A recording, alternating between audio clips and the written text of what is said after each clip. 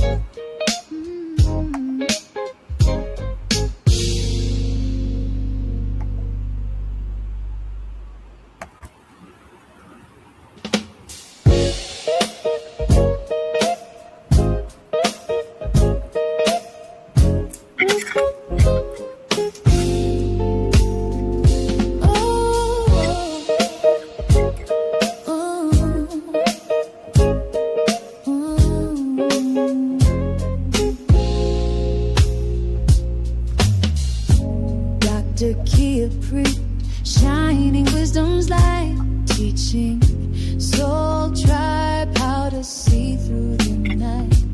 Ancient scriptures and bloodlines she knows, spreading truth wherever she goes. Soul tribe rising, hear her call, raising vibrations for one and all. Dr. Kia shows the way to a brighter, freer day.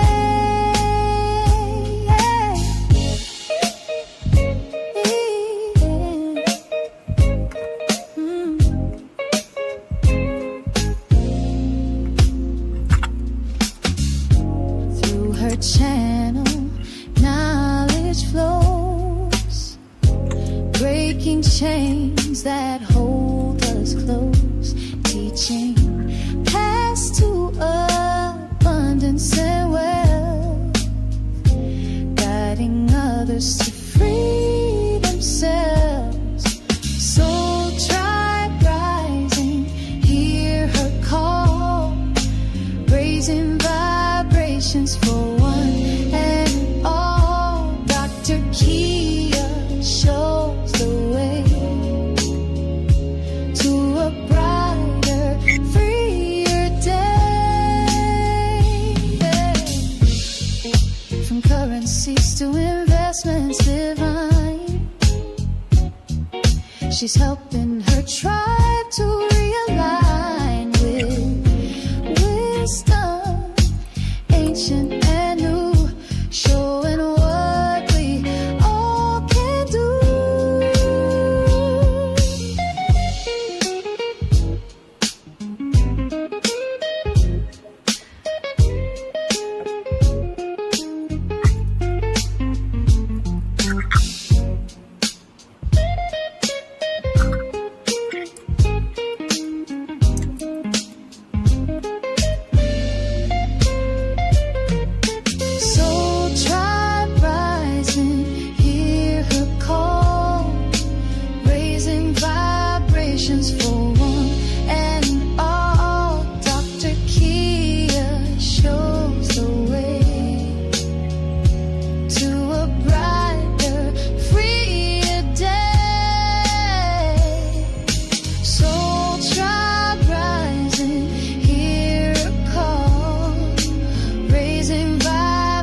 patience for one and all. Dr. Kia lights the way to a new and brighter day.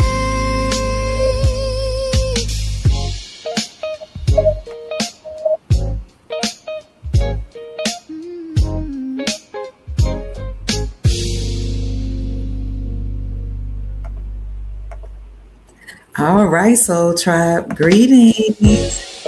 Thank you so much for being here. We're about to get started. Thank you for coming in the room. Just give me a few more minutes. I see you all letting us know where you're hailing from. Just 1 minute. I'm trying to get all this proof for you all that things are happening. You all that have been following me for a while know that it's not enough for me to report. In my opinion, I should support my claims. So that's what I've been doing. I've been looking up the research as I was doing other things. You know, I'm also homeschooling my grandchildren and doing some other work, but I want to make sure I had all of this evidence for you. It's not a lot. I won't be on before you all too long. So let me go ahead and get off here, family, get off this music, turn off the music. I'm going to turn on the camera in just 1 minute. I see you all from all over. Thank you for joining the Dr. Kia Pruitt Show. Also, you know, as I am getting older, my eyesight is not changed much, but the way I used to be able to see things, you know, even if the lights were dim, it's just not the same anymore, family. I have to really do a lot to see. In fact, I'm starting to use, what do you call those?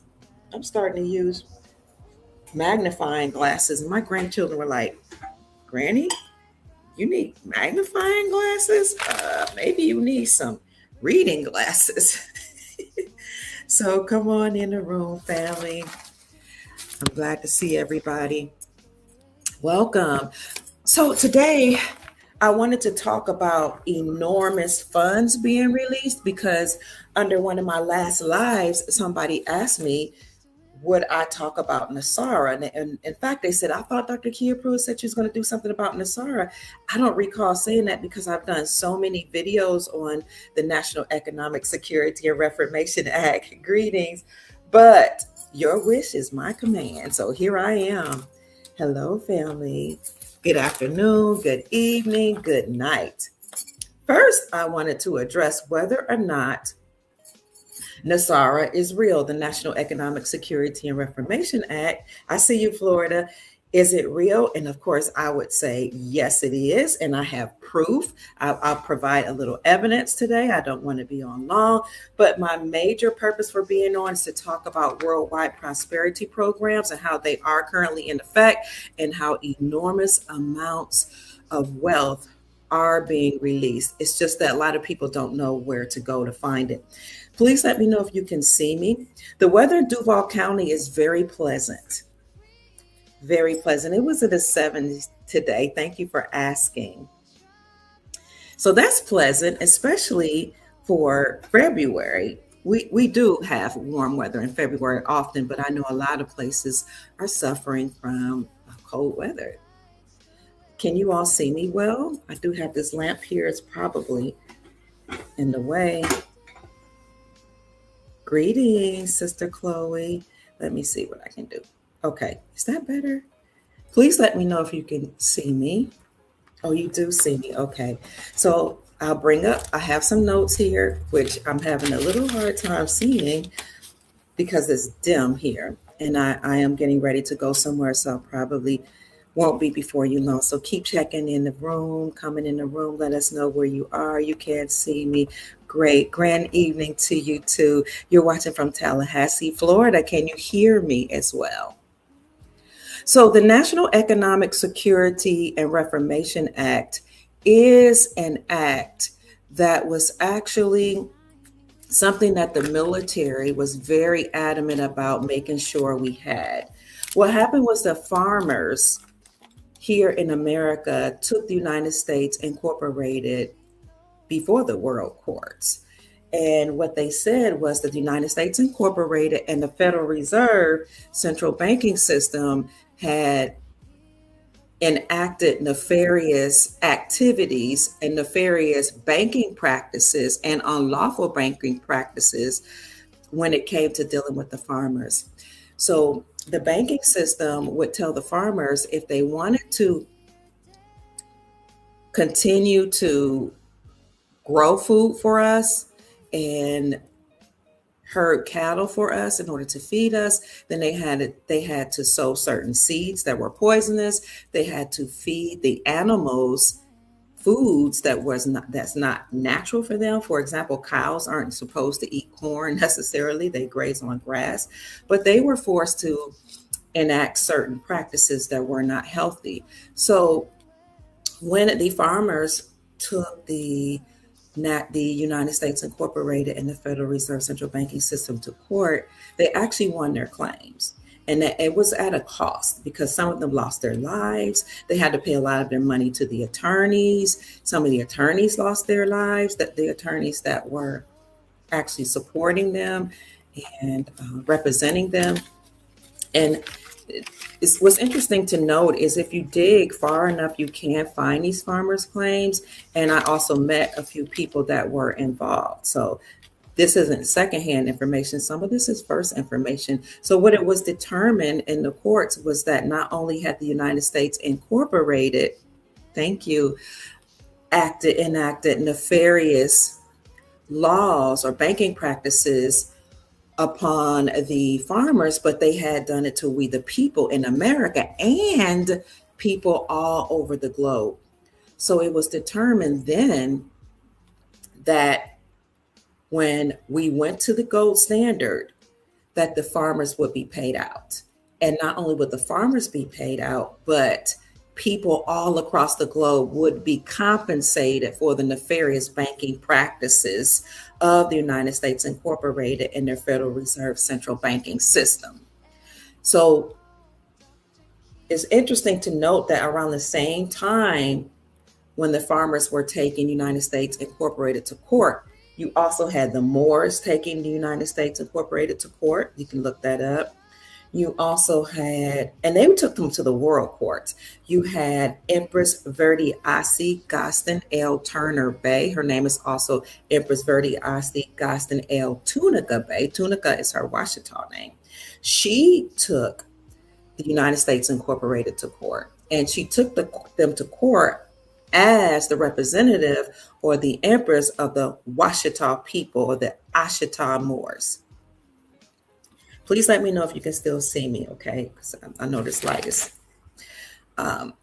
She won her claim.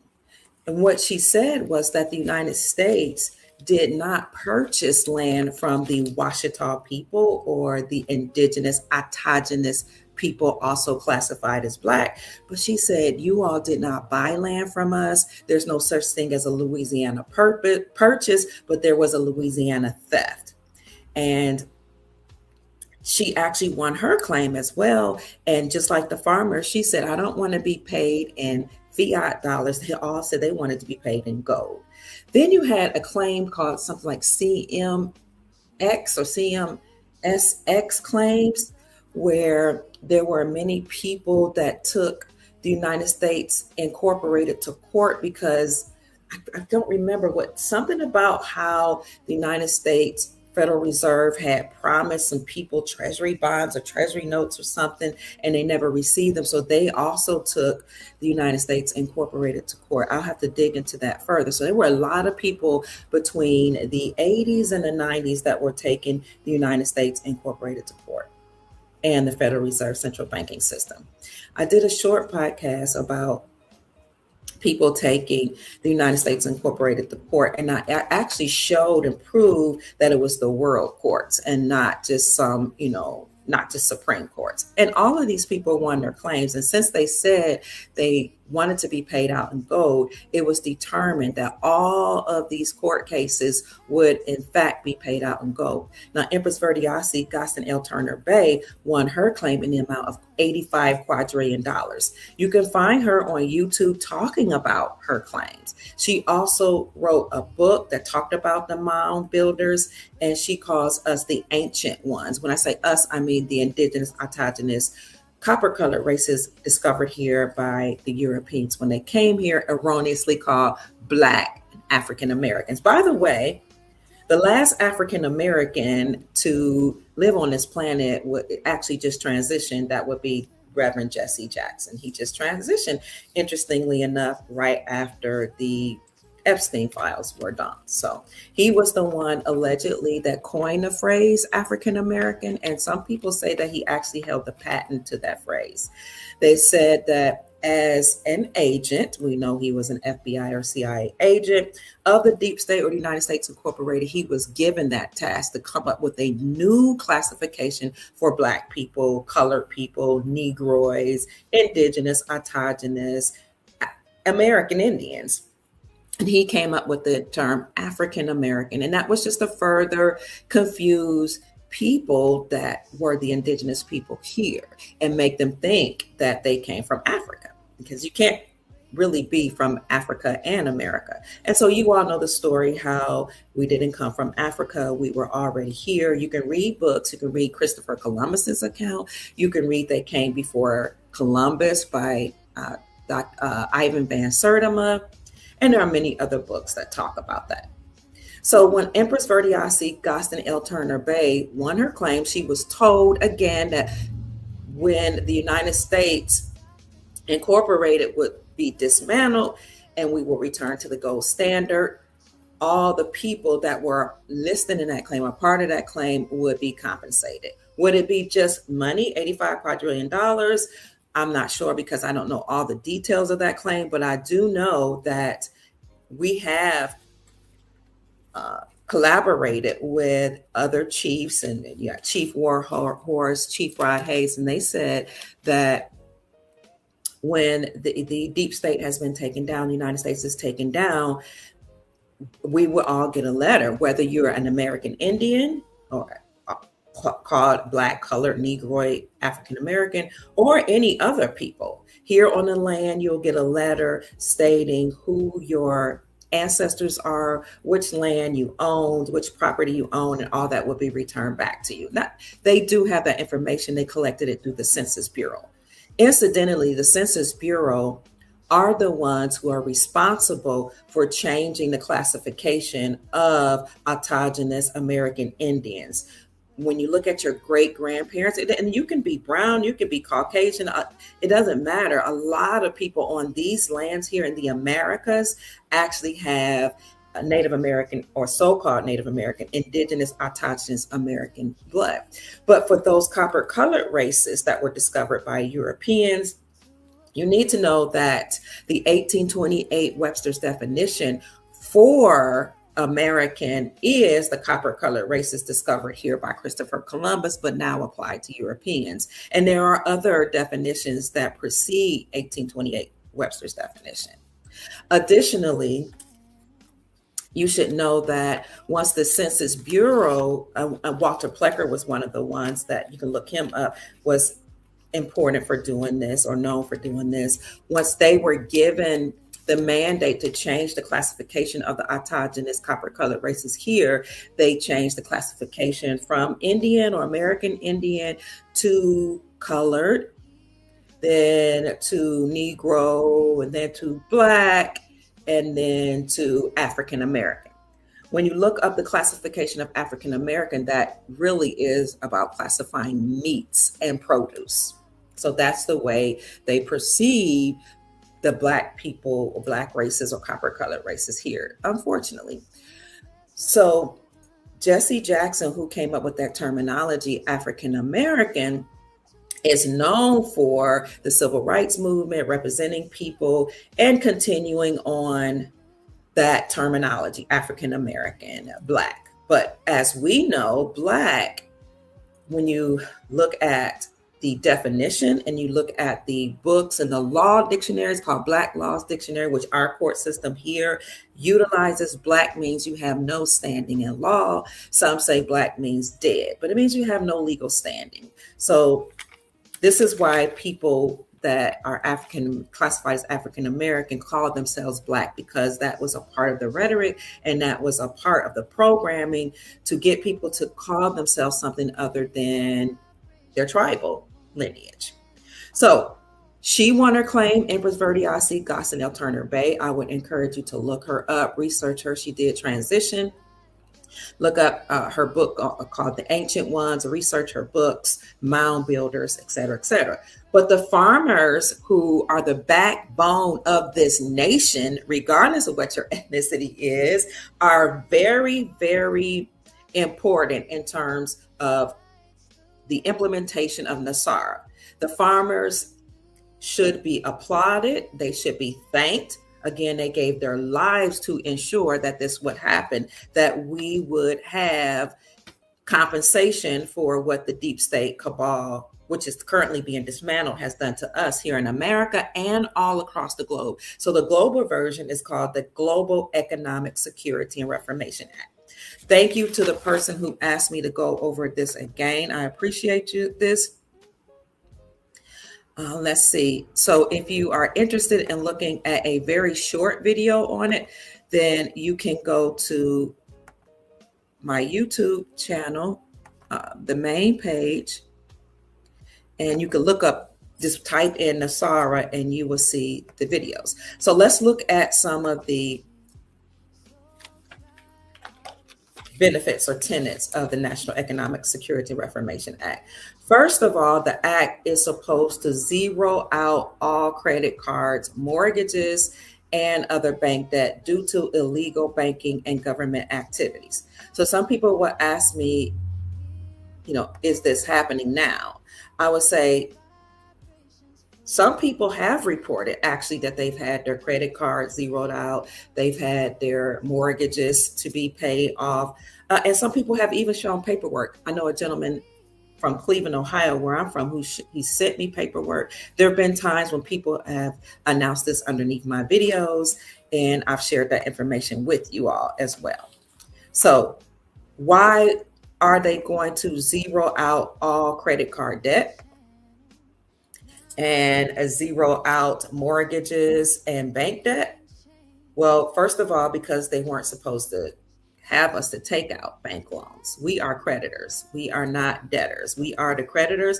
Everybody has a trust, especially here in America. If you have a birth certificate, you know that birth certificate was turned into a bond. It was traded on the New York Stock Exchange and it accrued interest. It was put in a trust. That trust and those funds were supposed to offset all of our living expenses here. But instead, what banks did was they would have us to take out loans, to sign off on those loans. I forget what it's called.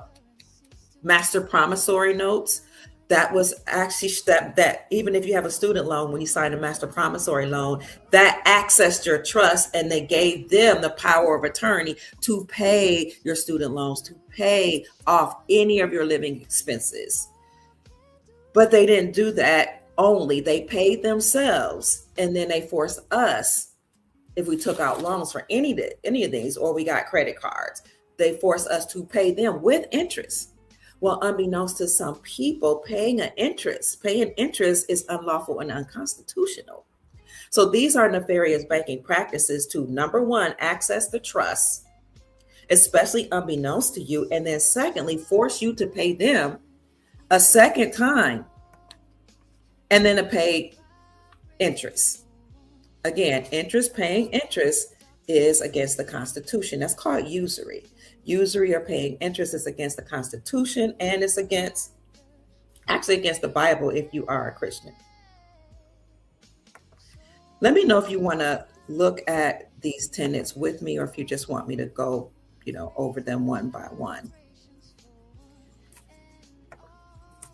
And I'm also going to turn that music off. I think I can still hear this music. Okay.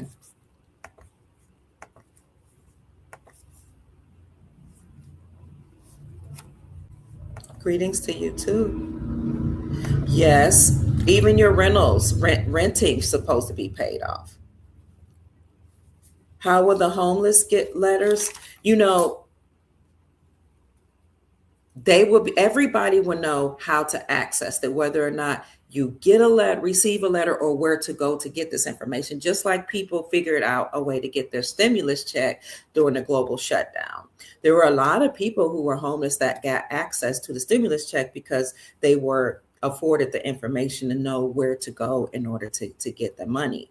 So having said that, if they have a hard time figuring out, there will be websites. There will be people also that will help them.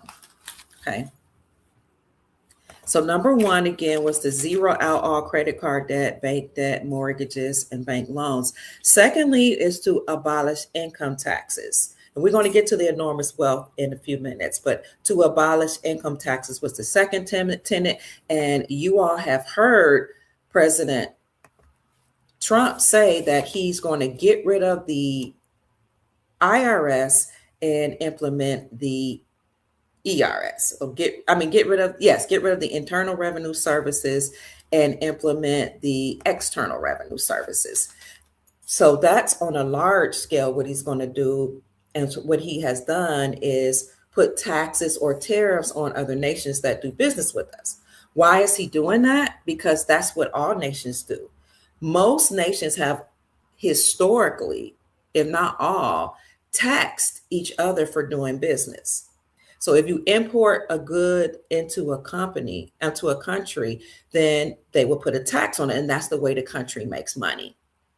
Well, when these nefarious people took over the United States of America and usurped authority from our republic and created their own government, the United States incorporated themselves in 1871 as a nonprofit religious organization, they stopped putting taxes on a lot of these countries. And then they start taxing we the people. So they said, we're not going to tax other countries. We're going to give them the benefit. We're going to let them make all the money that they want. And we're going to let them import goods into the America so that they can literally take over our nation. Mostly everything we have is made by other nations, especially and specifically China.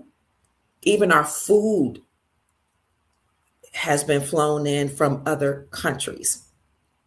But by taxing the people instead, it was a way to enslave us. President Trump said he's going to come in and reverse that. That's why, and you can look it up, you will see thousands of people leaving the Internal Revenue Services. Thousands. Here, though, that's the federal, okay? Thousands of people are leaving. But here, when you think about states, we have at least up to now, we have 13 states that have eliminated income taxes. In some way, either they're reducing income taxes or they're completely eliminating income taxes. Most people know about the state of Florida and the state of Texas, but there are other states that have done the same. Now, most recently, last year, March 2025, March 27, 2025, you had the state of Mississippi to eliminate income taxes. And they have something called the Build Up Mississippi Act. And they passed Senate Bill 476 to eliminate income taxes in the state of Mississippi. Georgia, was that Senate Bill? Let me see. Which Mississippi. Let's see which Senate bill that was. I'm going to make sure that's the right income tax eliminate. And always fact check me. Most often than not, I will put these articles that support my claims in the description section of the videos. So no, this particular one for Mississippi is actually House Bill 1. The other one was for Georgia. And I'll show that to you.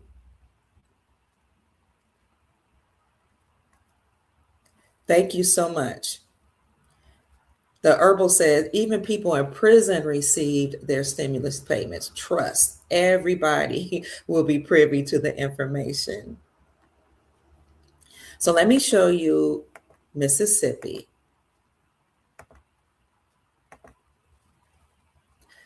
See, the Governor Reeves signs a historic legislation eliminating income taxes. Let me show you another one, another article.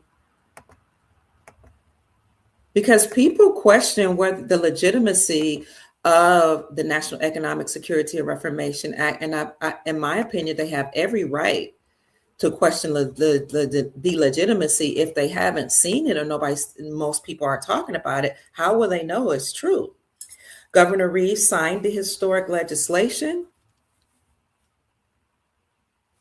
eliminating the individual income tax in Mississippi, known as House Bill 1 or the Build Up Mississippi Act. It empowered the state workforce by not taxing their hard-earned wages to give Mississippi another competitive advantage when competing for new economic development projects and private capital investments.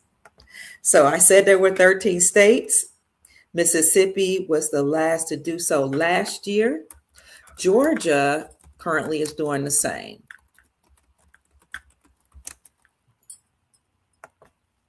And I'll pull that up for you. Georgia State Senate approved personal income tax cut bills in the state of Georgia. So what Georgia is doing is actually they're cutting back or reducing income taxes in the state of Georgia, and then they're going to escalate that to completely eliminate the taxes, the income tax there in Georgia. And I'll show you that right here. And you can look it up too. I know you can look it up for yourself, but I just want to, that's the one, that Senate Bill 476.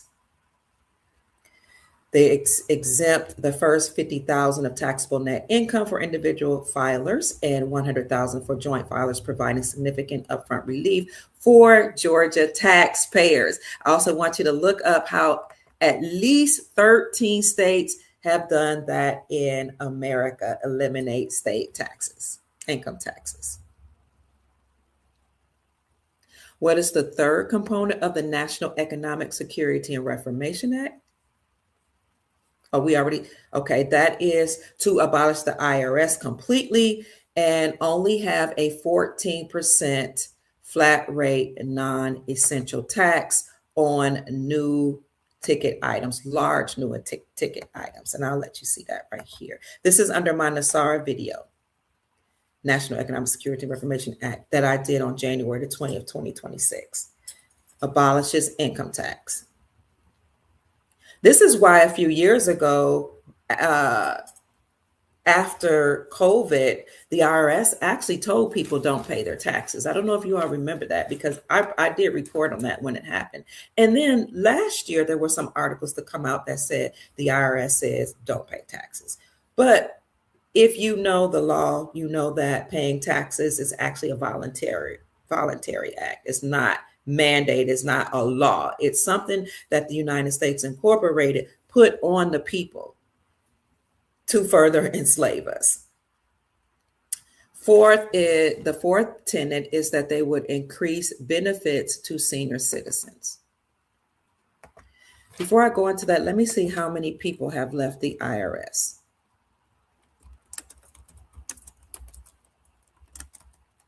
Or been fired from the Internal Revenue Service.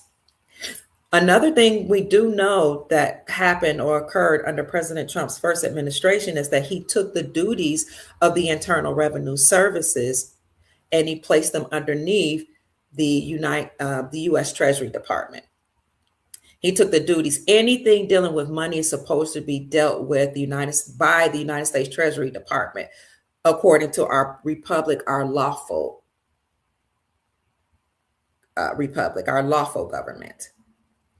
So President Trump took all the duties of the Federal Reserve and United States the IRS, under the umbrella of the United States Treasury Department, I want to say around 2019, 2020. And you used to be able to find those articles. I'm not sure if you can now.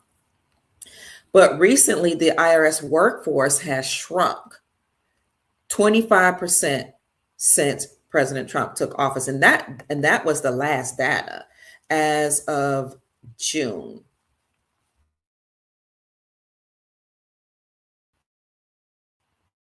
To hire hundreds of thousands of new workers that were given the command to arm and shoot anybody on site who didn't pay their taxes. Y'all remember that? It was like 300,000 people they were talking about hiring the IRS.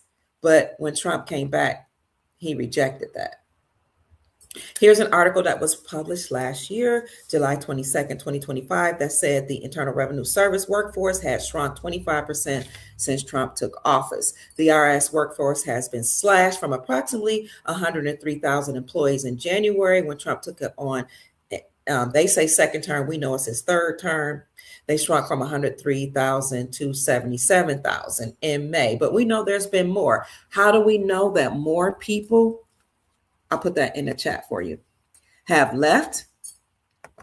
Because when the Supreme Court of the United States overturned the Chevron doctrine in summer of 2024, they said that the United States Incorporated was unconstitutional and unlawful, and that the Chevron doctrine had given the United States Incorporated unlimited powers. They said this was treasonous and that all 444 government agencies had to be dismantled.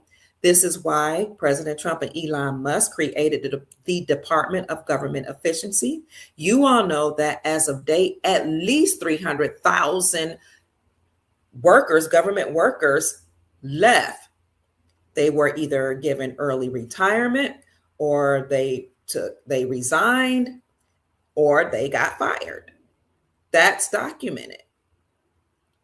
That happened immediately after President Trump tasked Elon Musk with downsizing the government.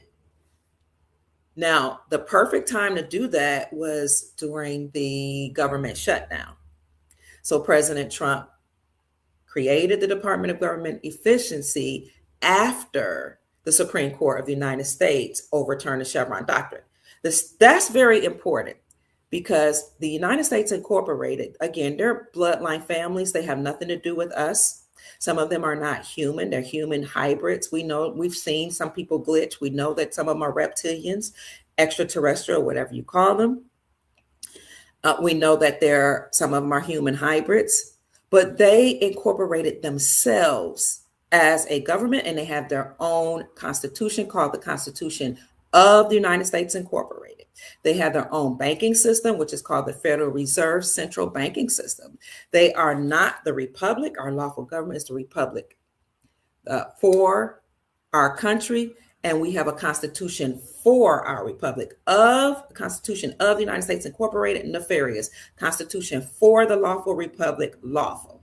So the Supreme Court of the United States overturned the Chevron doctrine, eliminating the powers of the federal government, saying that they were treasonous, and they went a step further and they said that all judges that participated in anything dealing with the United States government committed treason.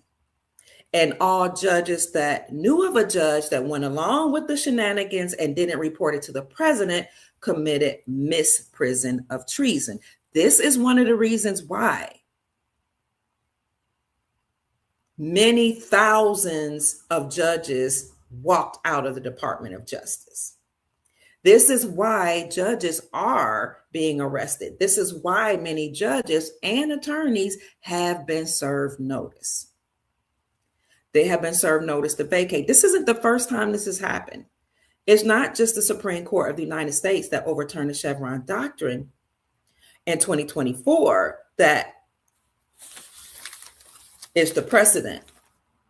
That is in our current reality. But in 2014, you had the Pope Francis, say the same thing with motu proprio. You can look on my YouTube channel, type in MOTU proprio, PROPRIO, and I read the letter of Pope Francis saying it's over for us. Why does he have the authority to say that? Because remember, the United States Incorporated is a group of bloodline people who incorporated themselves as a nonprofit religious organization with the Pope as its head. That's what gave the Pope the authority to write the letter in 2014 to Obama. And he said, we must all cease and desist. He said, our time is up. He said in the letter, President Obama must step down, which Obama did not at that time. He said he is not the president of America or of the Republic. He is a president of all. He said he and all presidents are the president of corporations. He went on further to say all attorneys, all judges, all court officials, all policy enforcers known as police officers, all government agents must cease and desist. He said, if we do not, I'm speaking of the Pope in his letter in 2014, then the Grand Army of the Republic would be created with General Ham at the head of it. And this Grand Army of the Republic will take us down. You all remember that? I hope you're still with me. I don't see all of your, I don't see any more comments. I'll show you that letter motu proprio just briefly. Let me see if I can go to my channel. Please let me know if you can, that you can still hear me and see me. Motu proprio. Just letting you know that this is real.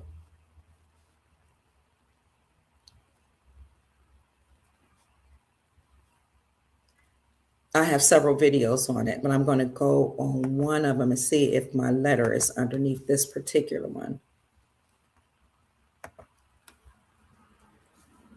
Yep, it is. Okay. Whenever you see links like the one I'm going to show you, you probably should not only keep the link for your records, but copy and paste everything that's in that link, because sometimes they go missing. Sometimes, yep, like what just happened. I'm looking here for the letter and this link, the link is there, but the letter is missing. However, I did copy and paste it somewhere else. Just 1 minute, I'll see if I can find it.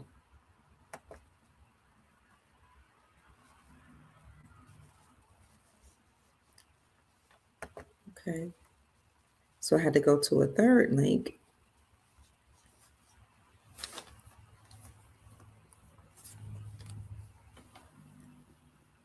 Yes.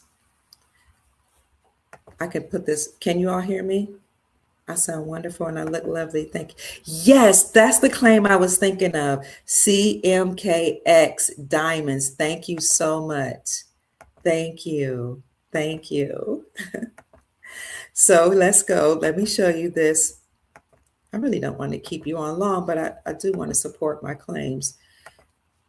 Letter from Pope Francis.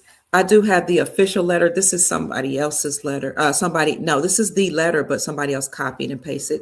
Issued to all members of the domestic policy enforcers or police forces, U.S. Marshal Services, the Provost Marshal, members of the American Bar Association, and the American Services. So this is the letter. Basically, he said everybody must stand down. These organic American states of the Union, known as the United States of America, major exercising plenary civil power upon the land, hereby appoint General Carter F. Ham to lead and command the Grand Army of the Republic and its successors under the guidance of court chiefs of staff and with their full support, should it become necessary to suppress commercial, mercenary, forces operating under the guise of being federal government agencies, including but not limited to the Department of Homeland Security, the Federal Emergency Management Administration, the Internal Revenue Services, the Bureau of Alcohol, Tobacco, and Firearms.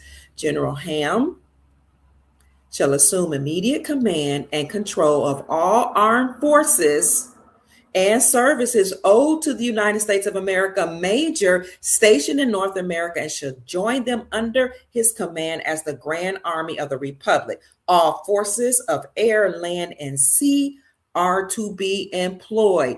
Any cost or loss suffered as a result of deployment of the Grand Army of the Republic shall be charged as stipulated prior. All efforts shall be made by the Grand Army of the Republic to spare life and property while undertaking any action whatsoever within the United States of the Union without exception. The Grand Army of the Republic, which many of you now call the White Hats of the military, is uniquely enabled by these orders to operate on the land of the 50 organic states by the purposes of securing the lives and the property of the American states and American state citizens. Oops, where was I? And I can go on. Let me know if you want me to go on or if you just want me to leave it in the link. I can leave you the link so you can read it on your own.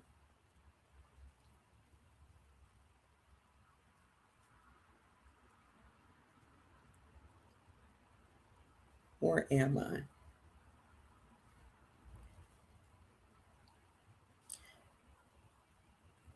All efforts shall be made. We read that. The Grand Army of the Republic is not a foreign army and is composed primarily of American state citizens. If required to take field position, the local commander shall make every effort to communicate the basis of their authority and the reasons for their presence on American state soil to ensure a prompt cessation of hostilities and a widespread undertaking of the usurpations and act of fraud which shall lead to any conflict. All parties must be brought to understand the nature of the federal government, the limitations of its authority, and their own obligation to act in favor of the organic states of the Union. The Grand Army of the Republic shall continue to operate under General Order 100, known as the Lieber Code, extant from the pen of the last Republic president, Abraham Lincoln. Why do we think President Trump has the bust of Abraham Lincoln on his desk? And you can see it. He always keeps it in frame when he's signing executive orders. It's because Abraham Lincoln was the last president for our republic. No orders, executive or otherwise, issued by Barack H. Obama, pretending authority on the land of the American states while operating as president, quote unquote, of the all-cap United States corporation. Not as presidents of the United States of America minor, he's not the president of the republic, are owed any performance of the Joint Chiefs of Staff, General Ham, or any ordinary. All plenary state grants and contractual authority evident in the Constitution for the United States of America remain in place. Subject, where am I?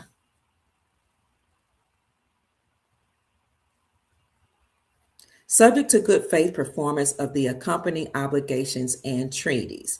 Mr. Obama is the president of a governmental service corporation under contract to provide stipulated services to the organic states and is on their payroll. He otherwise acts as a foreign dignitary representing the United States of America minor, foreign dignitary.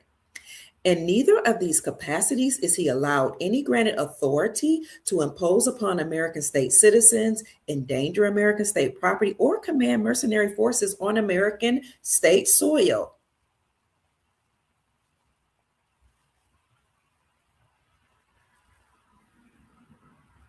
I apologize for that because my computer is acting up. Where are we?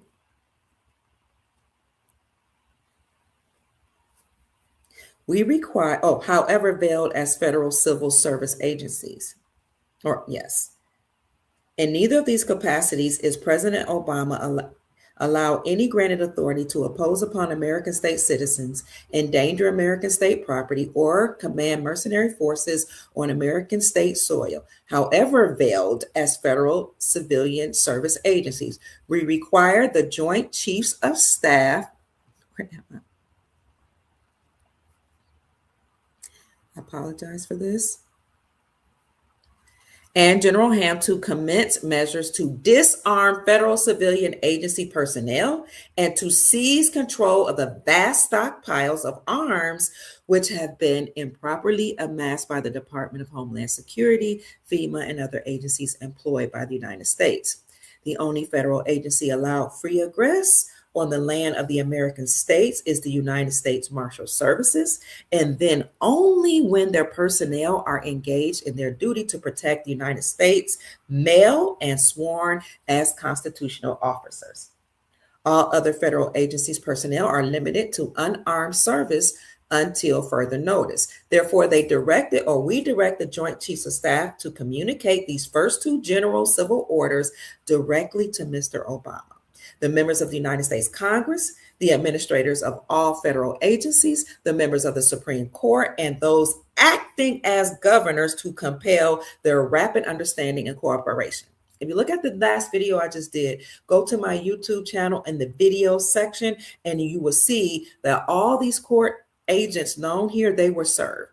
Attorneys, judges, marshals, senators, they've all been served. Any expense, damage allowed free egress on the, any expense or damage incurred by these organic states or any American state citizens as a result of actions undertaken by any federal agency personnel acting as armed mercenaries on American state soil will be understood as the result of violent crimes committed against the peaceful inhabitants of the land and will incur immediate judgment liquidating their assets of the International Monetary Fund and the Federal Reserve in payment of the stipulated reparations. Immediate liquidation. Remember Executive Order 138/18, signed by President Trump under his first administration, that aligns with what we see Pope Francis saying needed to be done.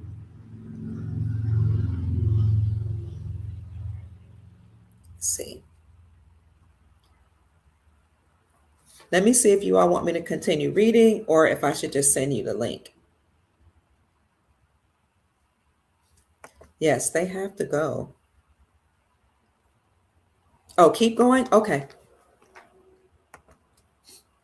So let me get back to that link so you can see. I have to remember where I left off. I'm sorry, I don't see. Okay, any expense or damage incurred by these organic states. I apologize. Okay, let's read that one. Any expense or damage incurred by these organic states or any American state citizen as a result of actions undertaken by any federal agency personnel acting as armed mercenaries or American state soil will be understood as the result of violent crimes committed against the peaceful inhabitants of the land and will incur immediate judgment liquidating their assets of the International Monetary Fund and the Federal Reserve, and they put it in all caps, in payment of the stipulated reparations. Remember, Executive Order 138/18 said that they would freeze the assets of any people that were involved in crimes against humanity.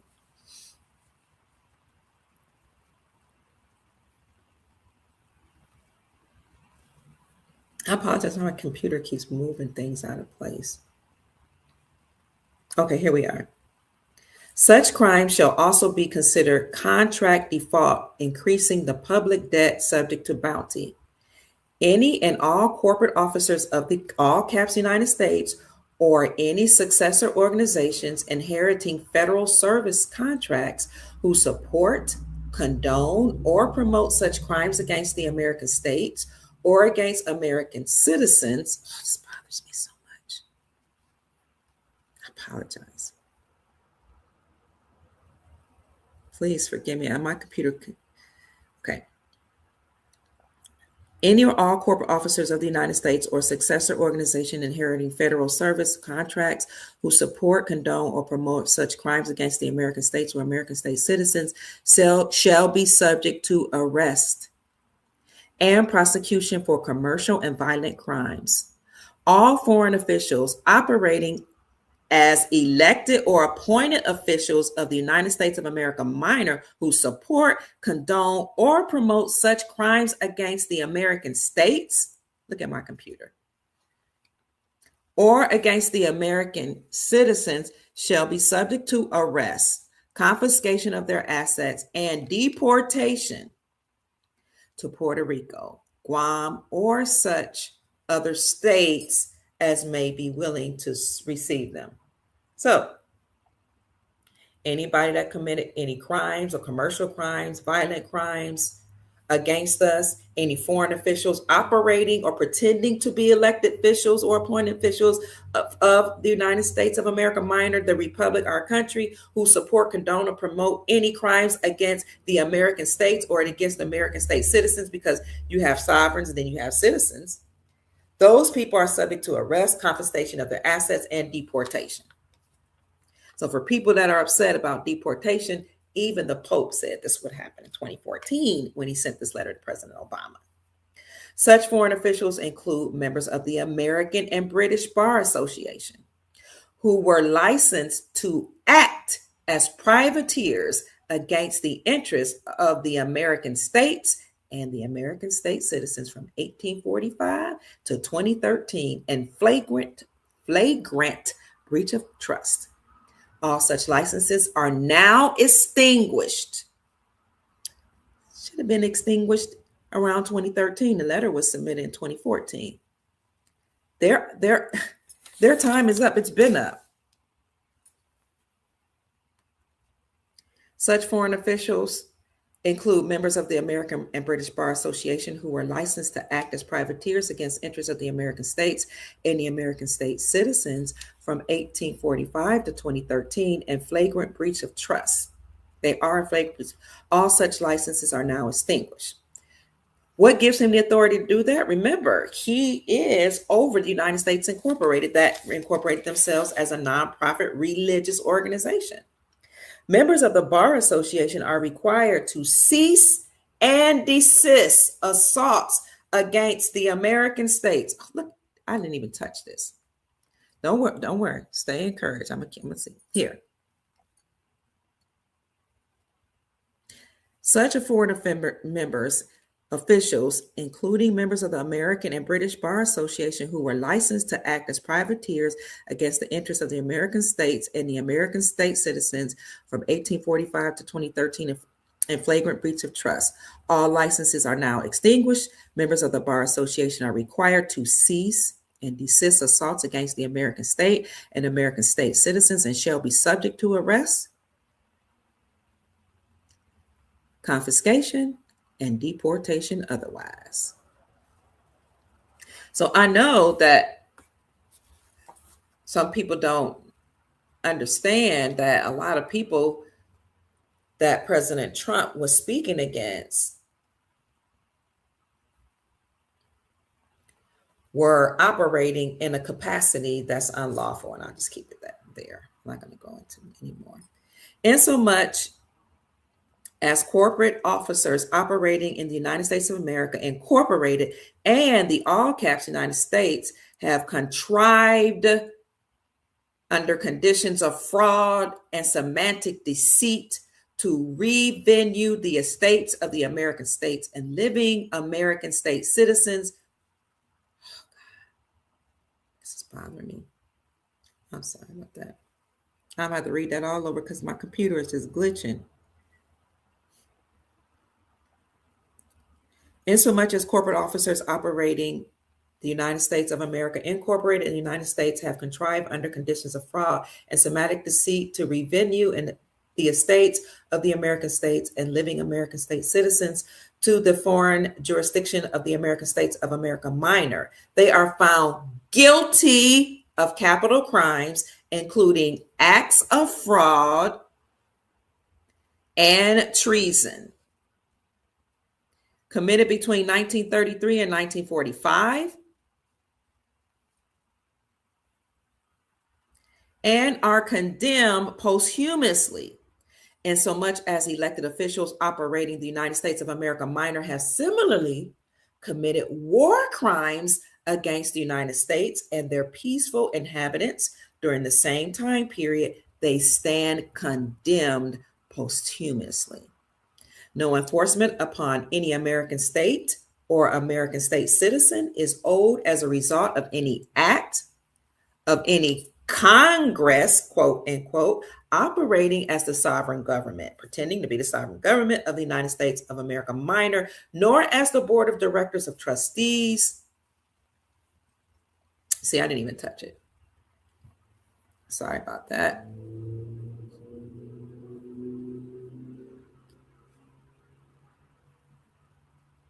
I apologize, man. I lost my place. Okay. No enforcement upon any American state or American state citizen is owed as a result of any act of any Congress operating as the sovereign government of the United States of America minor, nor as the board of directors or board of trustees or of any incorporated entity whatsoever.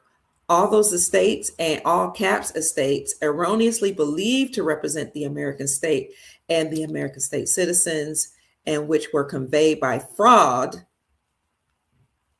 Good Lord.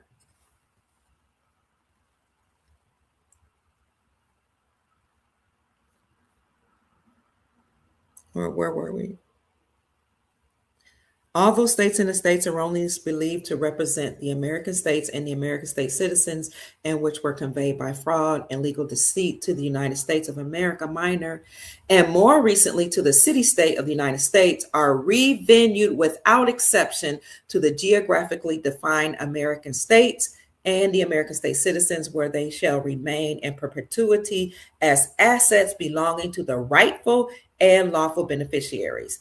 All legal fiction entities, however structured, didn't even touch it, it happened again, and named after the American states and the American state citizens, are returned to them and their control. Ooh-wee. All legal fiction entities, however structures and named after the American states and American state citizens, are returned to them and their control, free and clear of any debt, promise, encumbrance, or obligation alleged against them as a result of false claims made in their behalf by officers of the United States of America Incorporated and the all caps United States Incorporated, or by any foreign officials operating. Where are we? The United States of America minor, or the United States nation, city, state, falsely claiming to represent them or having jurisdiction over them. Family, I'm going to leave this in the description section. I'm going to send you, put the link in the chat as well. And I'm going to link my video where I just read the letter. I didn't do any extra talking. I just read the letter. And underneath that video, you'll see all of this information. We note that the current circumstance is part of the result of criminal acts engaged in 150 years ago, which resulted, I'll read that again. We noted that the current circumstance is in part the result of criminal acts engaged in 150 years ago, which resulted in the commercial enslavement of African Americans who were summarily claimed as chattel, backing the U.S. debt in the wake of the Civil War. Despite every act of abolition and declaration of prohibition against both peonage and slavery, it has been the policy of the United States government to enslave its citizens and to operate as a rogue state. Remember, Chief Rod Hayes told us that they didn't really end slavery. They might have ended chattel enslavement, peonage, or whatever you want to call it, of African Americans. They didn't really end it. They changed it from individual slavery to corporate enslavement of all people. So it has been the policy of the United States government to enslave its citizens and to operate as a rogue state among the nations of the world. Instead of freeing African Americans, the sum total result of the Civil War was to vastly expand public sector ownership of slaves. That means they made everybody a slave. And that was their policy.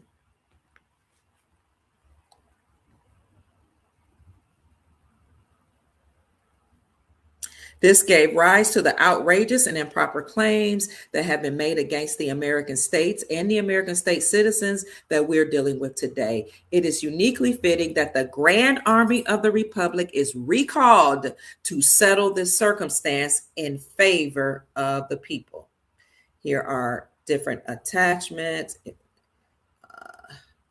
more information, more tags, etc., etc. So let me go ahead and I'll put that in the chat for you. That letter by Pope Francis was known as motu proprio.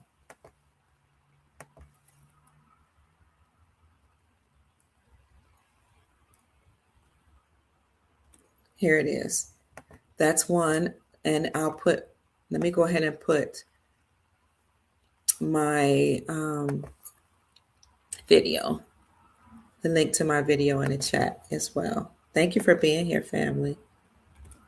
Okay. You love this content. Thank you. It's very necessary and knowledgeable. Thank you so much.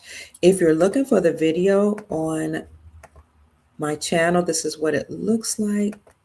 This is one of them. I have a couple of them. It's called We Were Warned Years Ago the United States Would Collapse. EBS, motu proprio, government shutdown. I'm just reading the letter straight. I'll put that in the chat for you. I think I already did. So that letter, motu proprio, was the precursor.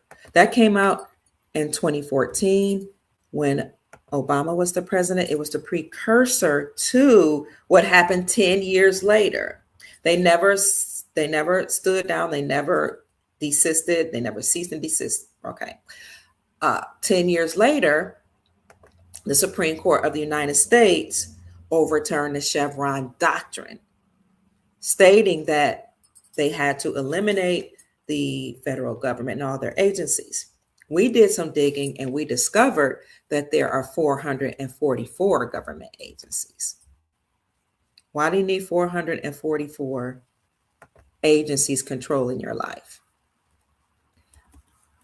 When they created the Department of Government Efficiency, they discovered that U.S. aid, the money that was supposed to go towards other nations to help form democracies and help them have some freedoms, that money actually did not go to those other countries, maybe a little percentage. They said maybe like less than 10%, and the rest went in to line the pockets of government officials. So it was determined then that not only was U.S. aid corrupt, but all 441, at the time it was 441 government agencies. But since then, there have been more added to the list. And it was 444. Let me show it to you right quick. The Federal Register, the list of agencies includes each unique federal and quasi-federal unit that has legal authority to publish in the Federal Register. These agencies that you all know as the administration of this, administration of the Conference of the United States, advisory councils, agencies for international development, agriculture department, and all these departments under there, air quality national department, all these departments, all these commissions, commercial department, Census Bureau, all these economic bureau, minority business. Look at this. Incorporated, Mission of Fine Arts. I mean, did this make up Defense Department? All that is listed from A all the way down in alphabetical order to, look at all this, 444 government agencies, to Women's Progress Commemoration Commission from A to W. They all must be dismantled. They're all treasonous. Somebody said, why did it take 10 years? Well, because the people refused to step down. But the Grand Army of the Republic,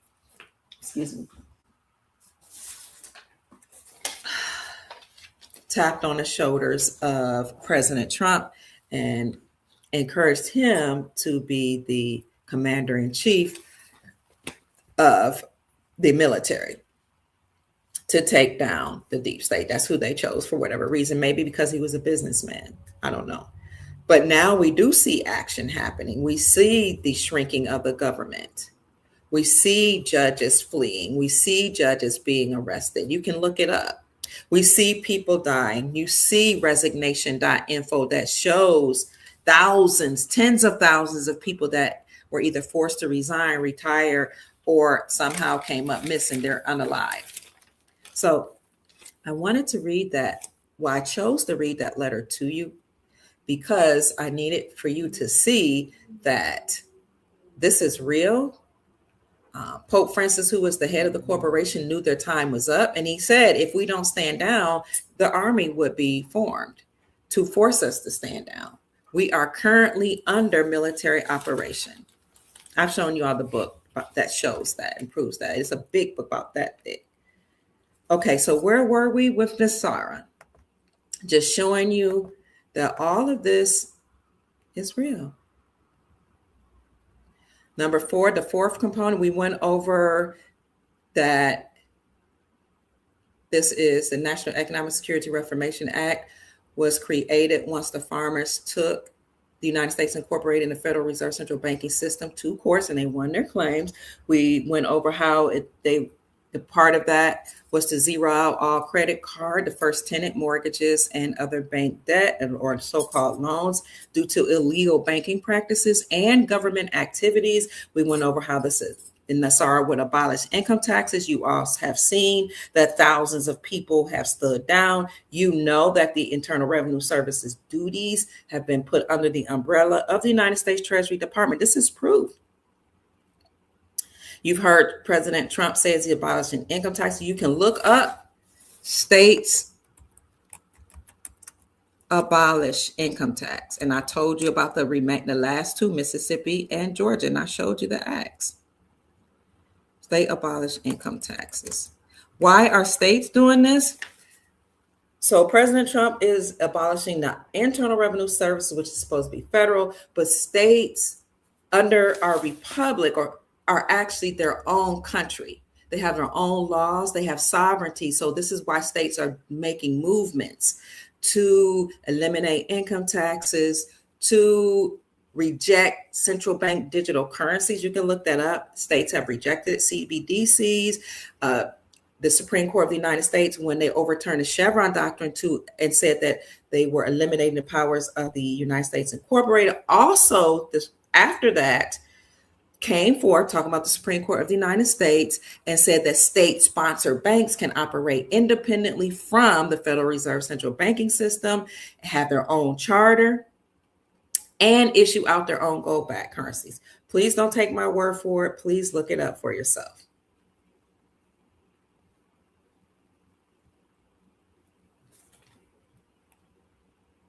There is an article out that says there's an economic impact of state income tax elimination. I want you to look that up. And it examines how states are phasing out income taxes.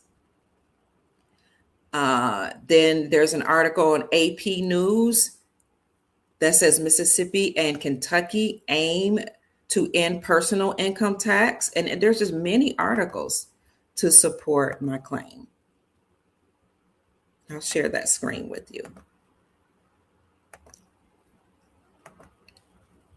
Economic impact of state income tax elimination. Mississippi and Kentucky aim to end personal income tax. How states are eliminating the personal income tax. Should all 50 states eliminate income tax? This one was published October 16th, 2025. House Resolution 119. Let's look at House Resolution 119, see what that is.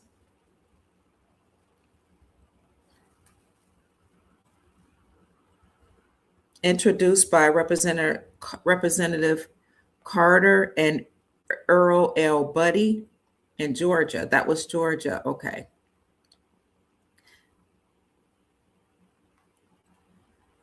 Okay, I'll show you this one. Oh, now this isn't the first time. House Resolution 25 was actually first introduced in 2018, if I recall correctly, because I've been following this for some time.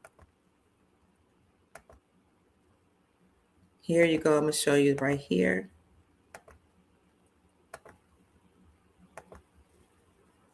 To promote freedom, fairness, and economic opportunity by repealing the income tax and other taxes, abolishing the Internal Revenue Service, and enacting a national sales tax to be administered primarily by the states. Okay, that was to abolish income tax. And I showed you that many states are eliminating income taxes. Proof that the National Economic Security Reformation Act is real. I'm sorry, I apologize that it's taken so long because people are tired. Not that I have to give an apology, but I've been reporting on this and people want to know, is there any legitimacy? Increased benefits to seniors. That's one of the tenets. So we do know that President Trump has initiated a cost of living act or COLA, cost of living increase of cost of living act, COLA, which will increase the senior citizens benefit by 2.8 or 3%. And that's a boost for 75 million Americans. He didn't completely eliminate federal taxes on Social Security benefits. Instead, in his Big Beautiful Bill Act, he introduced a temporary $6,000 standard deduction increase for citizens throughout 2028. This helps many seniors avoid taxes on their benefits. But around 40% of Social Security recipients still pay federal income tax as of today. Now, I will say that this 3% boost for senior citizens isn't a whole lot when we think of cost of living, but when it is announced that the Federal Reserve has been completely dismantled, seniors would receive an exponential increase in their benefits. Not just seniors, though, everybody will, but we're speaking of seniors right now because that's one of the tenets of NESARA.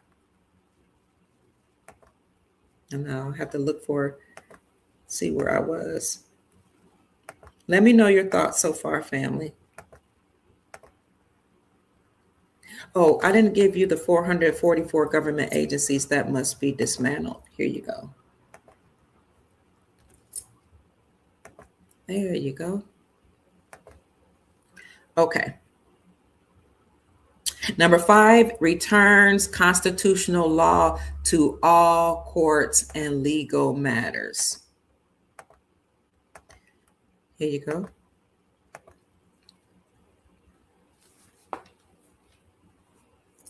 So remember in motu proprio, Pope Francis said that all attorneys and judges must cease and desist.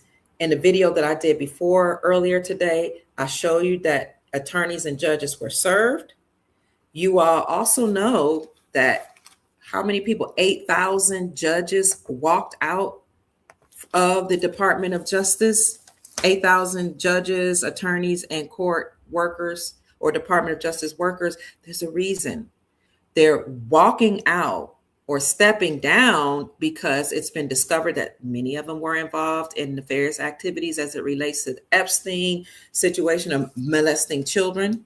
And also because they have Esquire behind their names, which means that they had to pass the British Accredited Registry or the bar exam. So those people will step down. And anybody who will serve as someone upholding the law or representing people in that capacity as a lawyer will no longer be called attorney, but they will be retrained in constitutional law and be able to act as a lawyer. That's one of the tenets of the National Economic Security and Reformation Act. Now, I don't know if you all remember this, but President Trump did threaten to revoke the American Bar Association. Let me see if I can find that. Trump threatened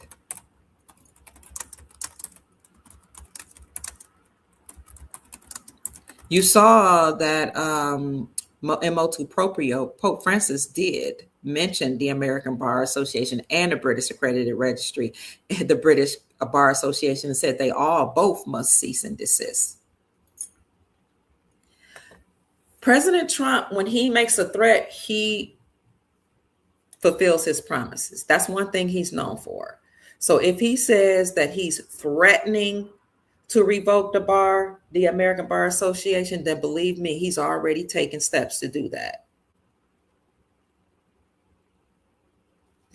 This was in April. I'll show it to you. Again, family, thank you for joining. If you desire to see a shorter video just talking about the National Economic Security Reformation Act, where I'm only reading the act and not necessarily going point by point, but I'm just reading it, then go look at my other Nassar videos, please, just so you can have that information.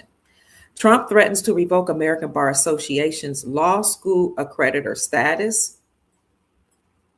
President Trump and his administration have issued an executive order that could revoke the status of the American Bar Association as the government's official law school accreditor, reported Reuters. The order was issued on the particular Wednesday, was centered on the reformation of higher education accreditation.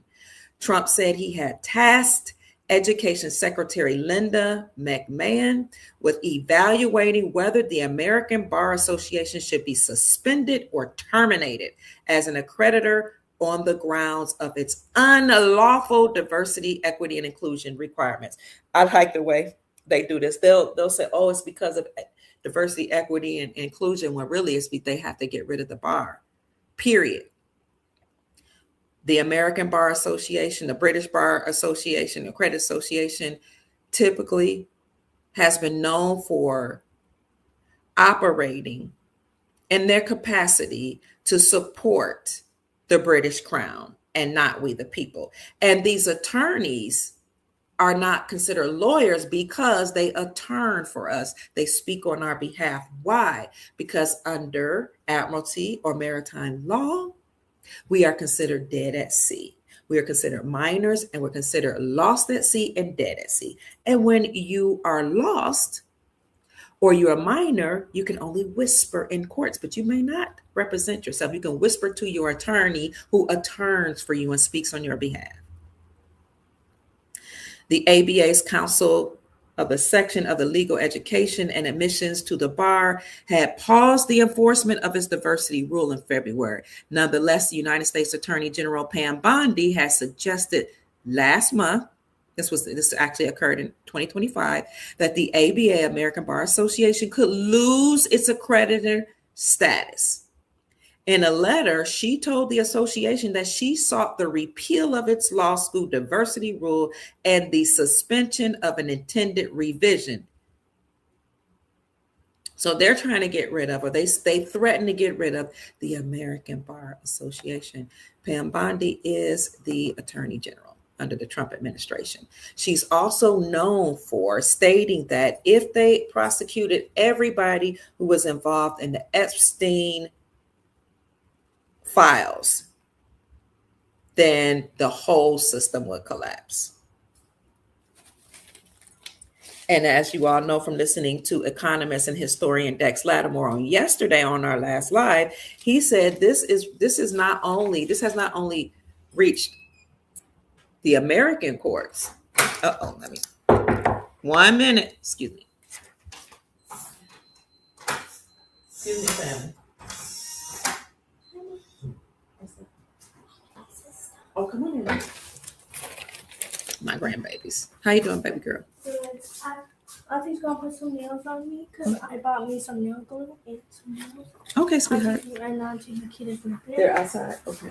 So this won't only affect. This isn't only affecting America, but there are people in all professions. That's okay.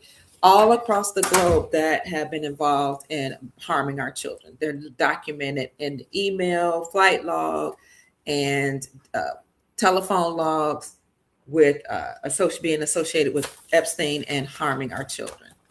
And I've done podcasts showing you how people from many African nations Asian nations, South Central and North America have been involved, and people in Australia. Why? Because in order to attain a certain status in these countries, you had to be a part of secret societies and you had to do things with children. Excuse me.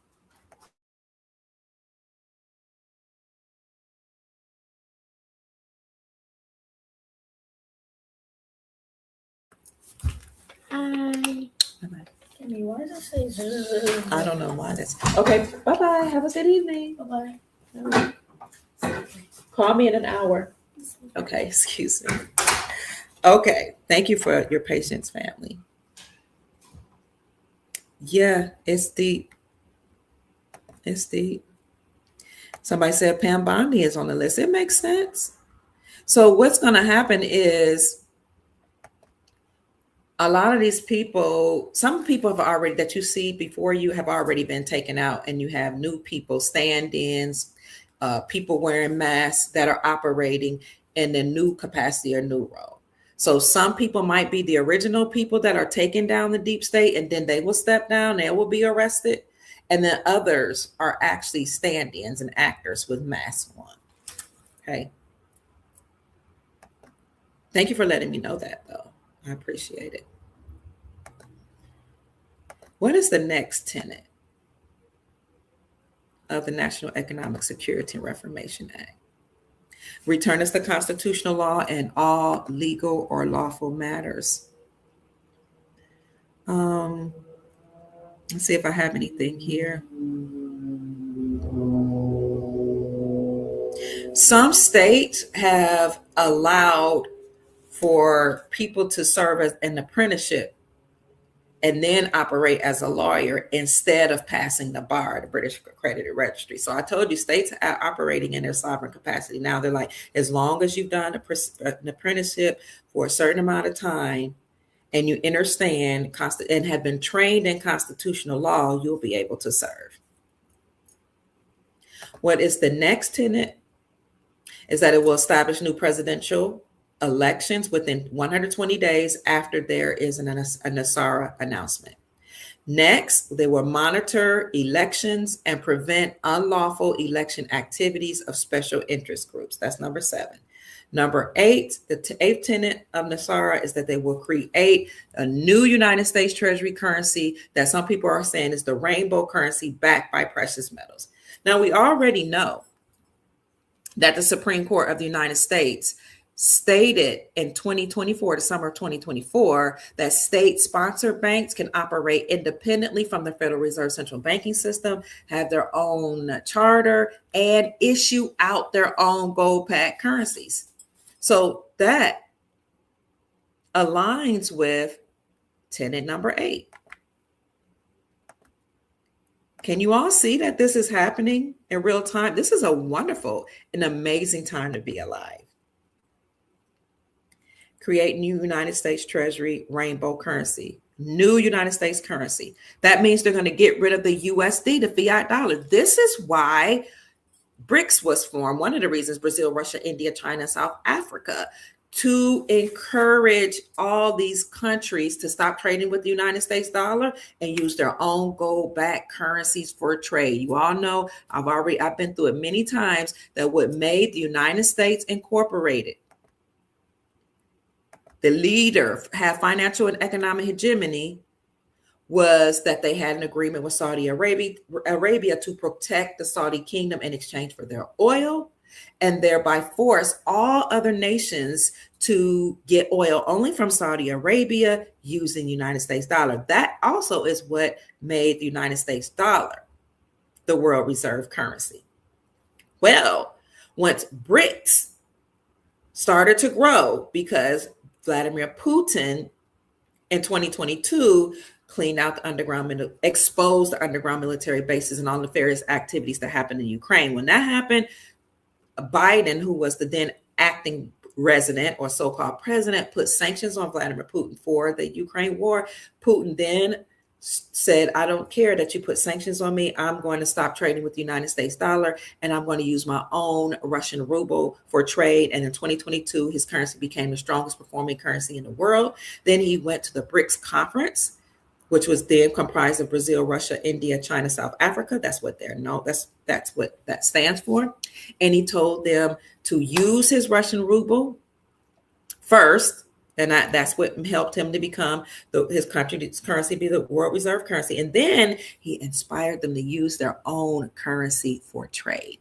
He said, not only do I want you, BRICS bloc, to do so, but I'm going to entice other nations to join. The first one that they tapped on the shoulders of was Saudi Arabia. And then BRICS became known as Sal BRICS. That was monumental because, again, what made the U.S. dollar the world reserve currency and gave the United States incorporated financial and economic hegemony was that agreement between the corporation, the U.S. Inc., and Saudi Arabia. That agreement will protect the Saudi kingdom in exchange for oil, and will make everybody get oil from you, and they had to use the United States dollar. Once Saudi Arabia joined BRICS and became known as Sal BRICS, since the BRICS coalition became known as Sal BRICS, that ended the agreement. That collapsed most of the buying power of the dollar. That is when the United States dollar began to plummet very, very quickly. I mean, we already were in debt, so it was plummeting then. We already was printing a lot of money through quantitative easing, but then Saudi Arabia joined BRICS. In 2022, and definitely by 2023, other states started joining. So it was known, it went from BRICS to Sal BRICS and then to BRICS Plus. By the end of 2022 and the beginning of 2023, 85% of the global population had joined BRICS. 85% of the population had stopped trading, of the global population had stopped trading with the United States dollar and started using their own currencies backed by gold. Here in America, I've shown you the article many times. You can look it up. The Sound Money Defense League published that as of 2023, 45 states had reclaimed silver and gold as money here in America. How did they do that? Well, they repealed or removed the sales taxes from the sales of precious metals. When you remove the sales taxes from the precious metals, then you are acknowledging precious metals as money, because the states understand and overstand that according to the Constitution, you can't tax money. And the only thing that can be defined as money, according to Article 1, Section 10 of the Constitution, is gold. The dollar is defined as a fixed weight of silver and a fixed weight of gold. So states reclaim their power, start standing in their power and passing legislation, doing what Trump has done. Trump is using the tools of the deep state, executive orders, to take them down. States are passing bills and legislations to reclaim silver and gold as money by removing or repealing the state sales taxes from the sales of precious metals. You can see an article that was published by King's World, and this was in February of 2023, that said the world is hurtling back towards gold as money. This is why gold is back on an increase. It's over $5,000. Why silver is going up in value. At one time, it had reached $120 per ounce. Why? Because silver and gold are now classified as money behind the scenes. It's not even behind the scenes anymore. This isn't even conspiracy theories. This is true. Remember, I said one of the tenets of Nasara is to go back for the United States Treasury Department to issue out new currency or treasury notes backed by precious metals. So first you had to repatriate your gold back from the Vatican, make sure that Trump had to make sure when he did the audit at Fort Knox and other places, make sure the gold was there. Some people say the gold wasn't. Some people say it has been returned. You had to do all that. You had to make sure the Supreme Court of the United States took the power away from the government, because the government When you think of gold and silver mines, the government had shut down a lot of gold and silver mines. When they took us off the gold standard, they shut down mining operations because they said gold and silver, those are relics. You don't need them anymore. They would not allow that money to be released or the gold to be mined. Well, when the Supreme Court overturned the United States, what did that mean? That mean that now the United States Incorporated doesn't have the power to say you can't mine silver and gold. If you wanted to mine silver and gold, you had to go through a whole bunch of red tape. Now that the power of the United States Incorporated has shrunk and been revoked, those mines are now open. That is the silver and gold that's going to back up the new United States Treasury. This again is why the Supreme Court of the United States, after they repealed or removed the power of the government by overturning Chevron doctrine, said now state-sponsored banks can operate independently from the Federal Reserve banking system. Let's see if I can find that for you.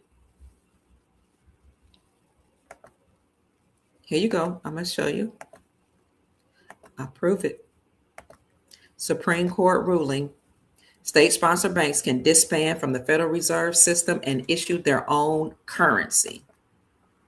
When you read the article, it'll tell you that the currency must be gold backed. This is why all banks had to be Basel III compliant. What is Basel III compliancy? You all know it. It means they had to recognize gold as a tier 1 asset. What is a tier 1 asset? Money. It meant they had to recognize gold as money. Why do banks, whatever banks that remain, because many of them have collapsed and many more will collapse because banks will be transferred into wealth management centers. They have to recognize gold, according to Basel III compliancy, as a tier 1 asset, meaning no longer will they recognize the United States dollar as money, but they will recognize gold as money. The second part of Basel III compliancy that a lot of people may not be familiar with is that banks have to also have tier 2 foreign reserve notes or tier 2 assets. Tier 2 assets are foreign currencies. Banks have to recognize gold as a tier 1 asset. This is why banks accumulated gold in record numbers between central banks of all nations between 2022 and 2026. You can look that up. These countries repatriated their gold back from the Vatican. They work with other countries to return their stolen money. They passed legislation to repeal or remove state taxes from silver and gold. And the state banks disbanded from the Federal Reserve central banking system. Beautiful. I can't see how long I've been on here. Let me not stay. It's all backed by power, no matter how you spin it. Thank you so much. Sister Janine, our monitor, asked that you hit the like button, family. Okay, enough of that. Did you need to see the article that says 45 states repealed or removed the state taxes from the sales of precious metals? There was one article I found that said 46 did, because New Jersey was the 46th state to repeal or remove the state sales tax. I'm proving that the National Economic Security and Reformation Act is actually in effect right now. This is why there are gold backs. Why do you think that now all of a sudden people are talking about gold backs? When I started talking about it in 2014, when I started talking about gold in 2014, and then I started talking about, sped it up and really started talking about it because I was living in Ghana and I saw people mining gold. I started talking about gold in 2014. And I said, there's a book I had stumbled upon. It had just been printed and published that year called Africa is China's Newest Continent. I was like, something's going on with gold, 2014. At that time, there were 13 states that had legalized silver and gold as legal tender. Then in 2017, when I started reporting, it was still 13 states. But then each year, more and more states started reclaiming silver and gold as money by removing or repealing this taxes from silver and gold. Then, and at that time in 2017, I said, get gold ARM notes. That's what gold backs are called. Gold ARM notes. That's 24 karat gold pressed onto the note. If you're part of our private group, you already know all about gold ARM notes. We've been collecting them.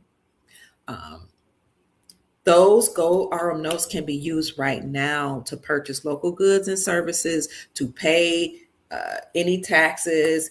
We've shown people where you can go to ensure or to see which merchants in your states actually accept gold backs right now. These precious metals companies would not be issuing out gold backs if this wasn't the case that we're moving to the gold standard. You can look at on AppMex, jmbullion.com, SDBullion, goldback.com. Go to your local coin dealer. All of these places will sell gold backs. Gold backs is a 24 karat gold notes that you can use to purchase local goods and services. It doesn't matter if you get a Florida gold back or a Nebraska gold back or a Nevada gold back. You can use a gold back from one state all across all states to buy local goods and services. Where is that article? Let me show you. That says states have taken their power back to legalize silver and gold as money. Thank you, Sister Amy, for joining. Thank you, Sister Janine, for recognizing her. That's the wrong thing. Thank you so much. I missed you, sister. I didn't see where you joined. Thank you for joining. You had to say hello. Hi, Sister Amy. Oh, God bless you.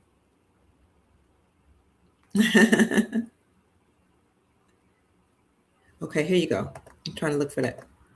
Just in case you want to see this yourself, state laws can help restore gold and silver as money, and it talks about how they remove taxes from the sales of precious metals.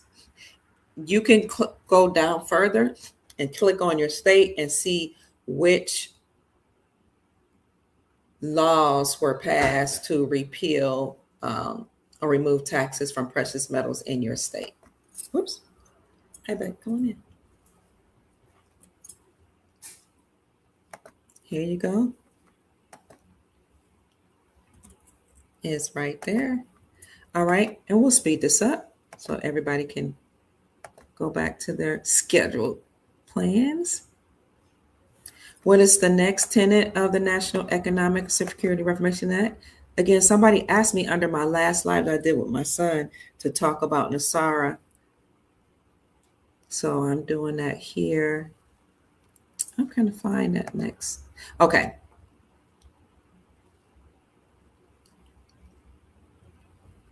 Initiates new Treasury bank system in alignment with constitutional law. That's the 9th tenet. So you all know that there have been economic reforms, there have been banking reforms that says all banks must be transparent, that banks can no longer steal your money, that there will be no more bank bailouts. You all know that banks also are collapsing and that banks will be transferred into wealth management centers because banks are a part of admiralty and maritime law. So they will be done away with. That banks like water banks, river banks, water bank, all of it is in alignment with each other. Somebody told me courts are banks as well. So we're going to eliminate that.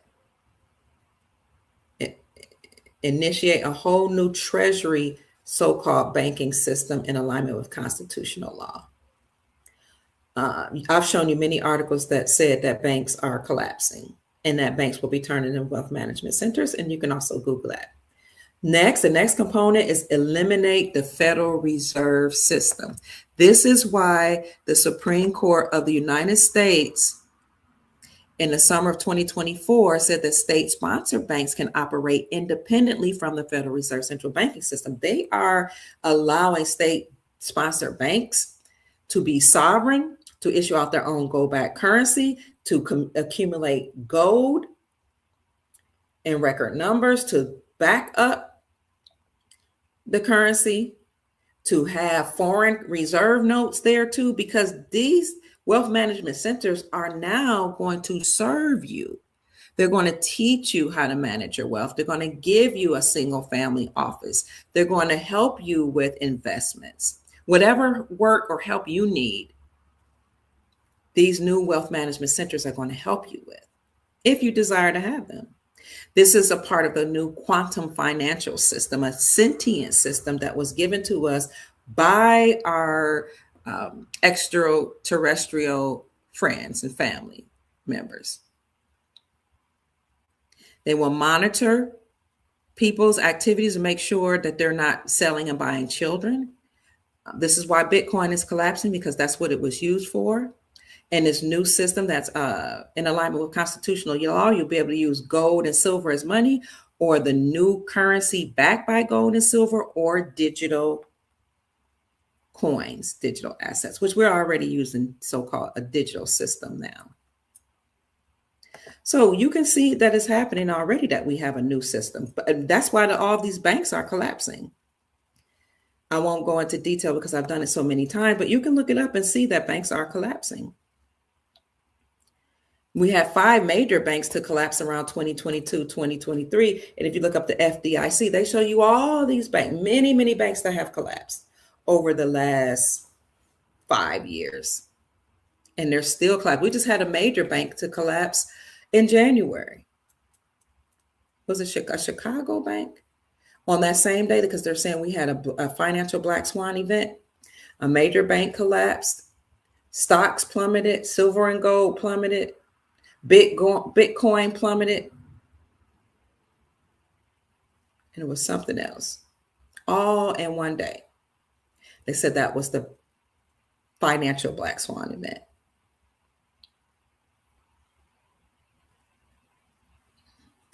What else? So we're talking about eliminating the Federal Reserve System. Representative Thomas Massey from Kentucky in March 2026, he's done this before, but again, in March 2026, he introduced House Resolution 1846, which will eliminate the Federal Reserve Board of Governors, and will also repeal the 1913 Federal Reserve Act.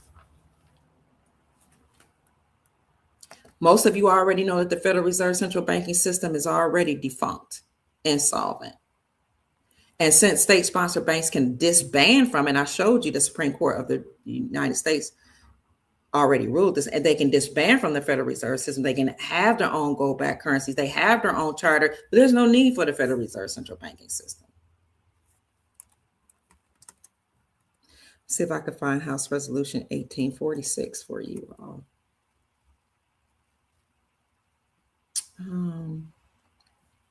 Was it House Resolution 1846? Yes, HR 1846. Let me make sure I got it right.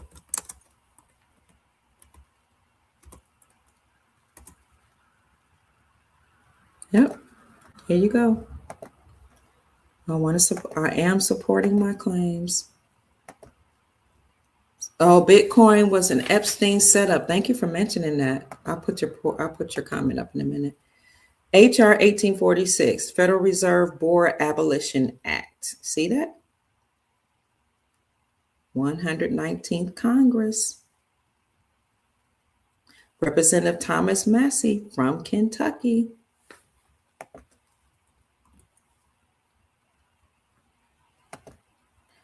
What I'm going to always make sure I do is support my claim and prove what I'm saying. Even if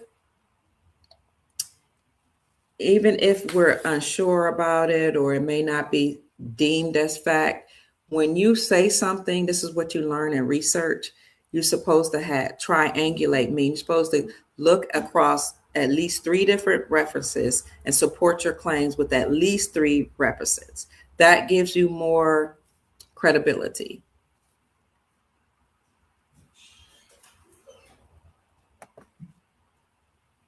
There you go.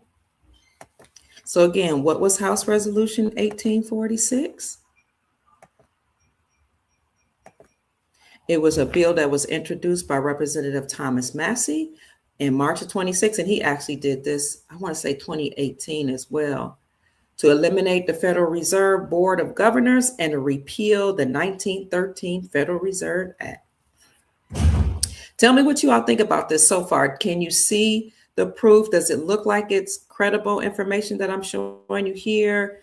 Do you need more? Let me know what your thoughts are.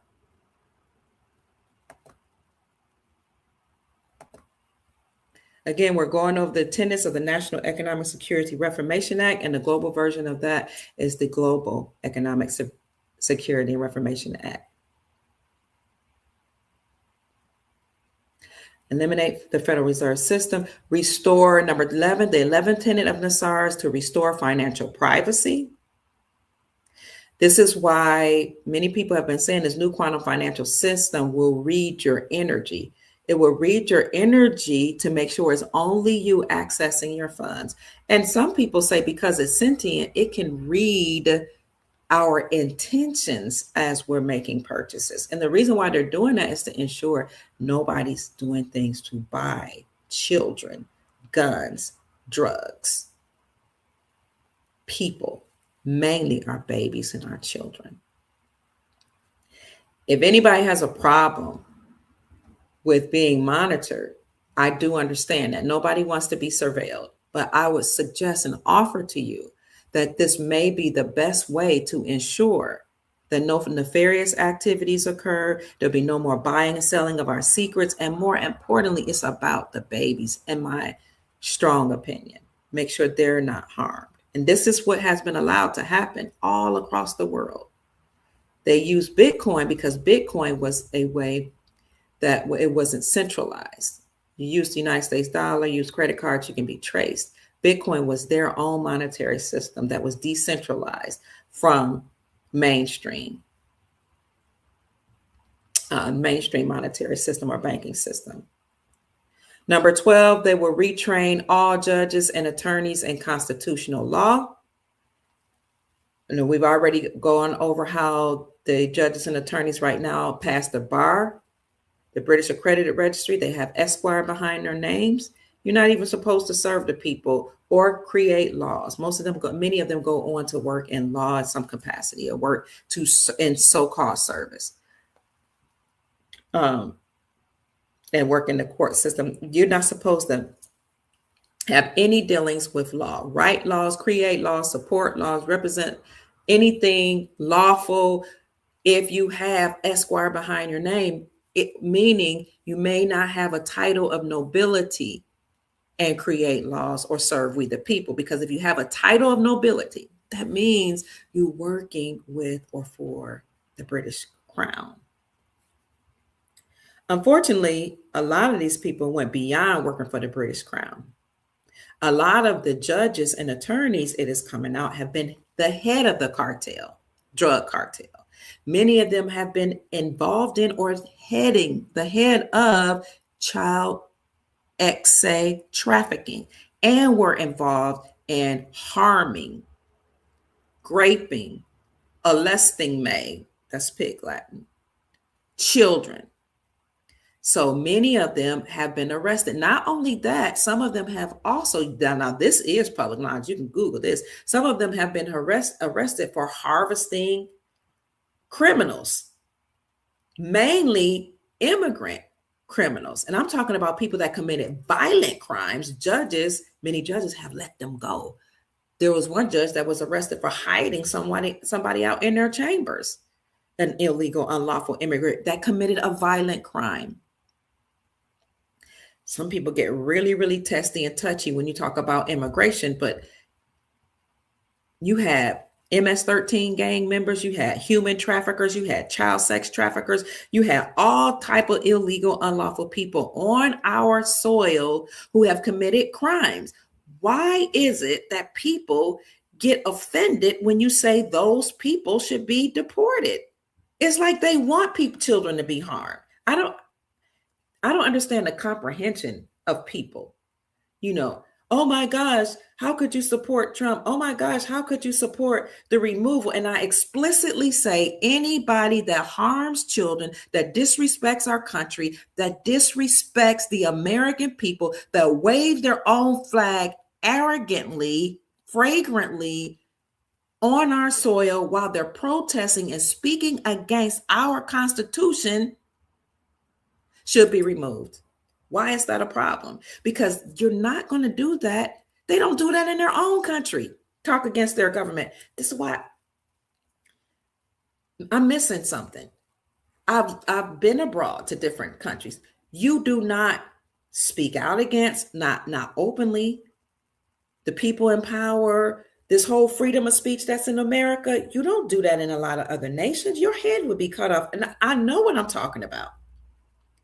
If you're from another country, you are hesitant about putting out your flag. In fact, I haven't seen people do that in African countries, not even in South and Central America. Maybe they do it, but I haven't seen, and they definitely don't protest and speak against the government and the people.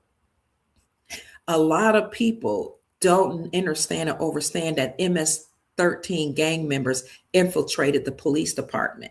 MS-13 gang members took control of major cities and housing authorities and housing places, apartment complexes, neighborhoods, drug cartel. Who do you think is running some of the prison gangs? Drug cartel from different countries. Yes, some from here in the Americas and from other nations. This isn't even any secret information now.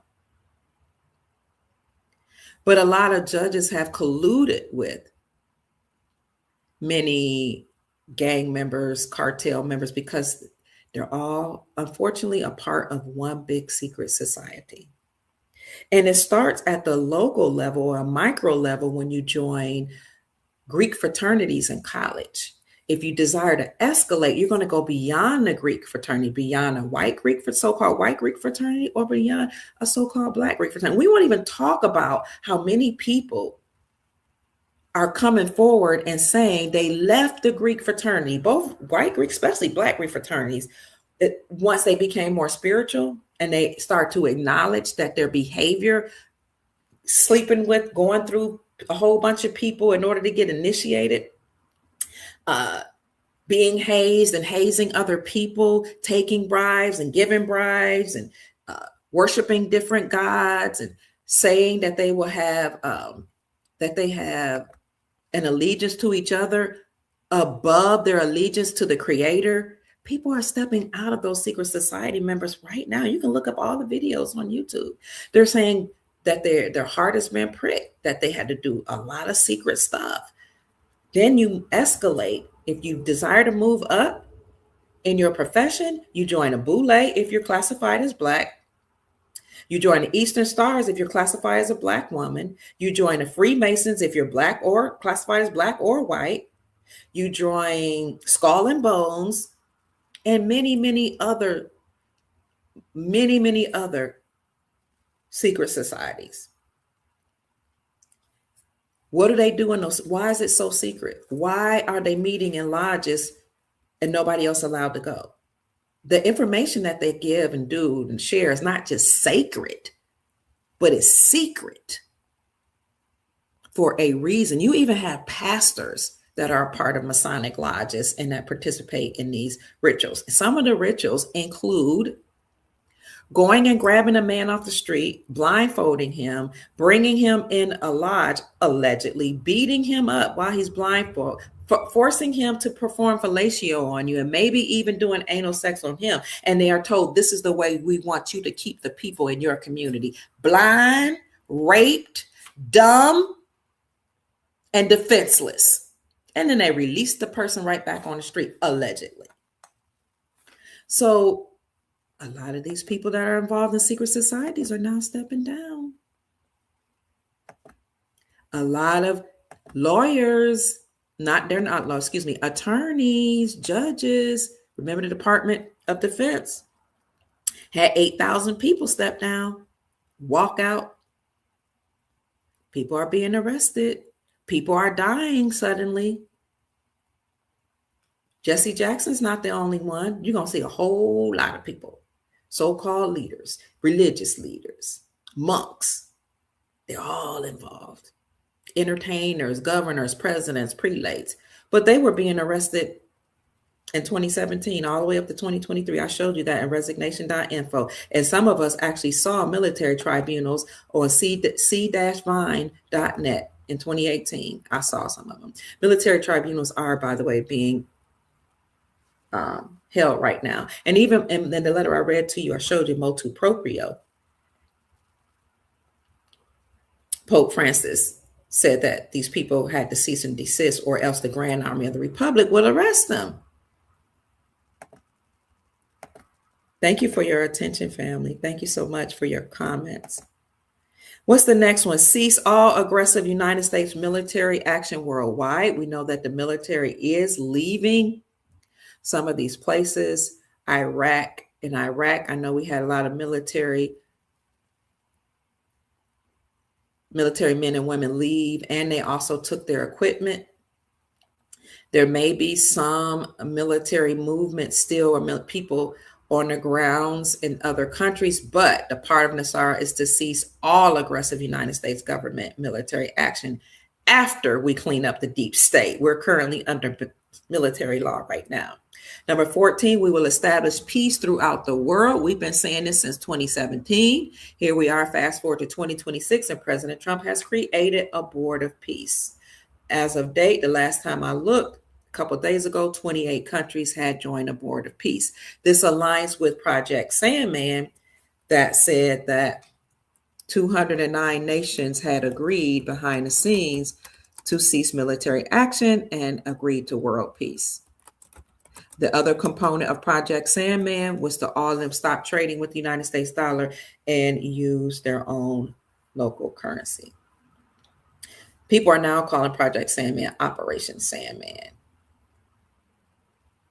Now they're saying it's 100 nations. When I started reporting on it, was 209 nations that were involved. You can look it up at Project Sandman, Operation Sandman. Many people are reporting on that now. The BRIC strategy to collapse the American dollar, Project Sandman. It's one article.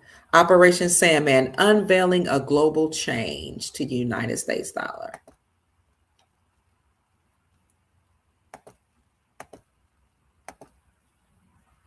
Let's see if I can bring that up. Here you go. Project Sandman. Operation Sandman, unveiling a global change. Project Sandman, U.S. dollar collapse agreement. And look, these videos and this information came out 2023, 2024. I was talking about this in 2017. So when I said this was a part of the National Economic Security and Reformation Act, back then we didn't have formal announcements of BRICS and people dropping the dollar. But now we see that that's happening on a large scale. And I'm so excited.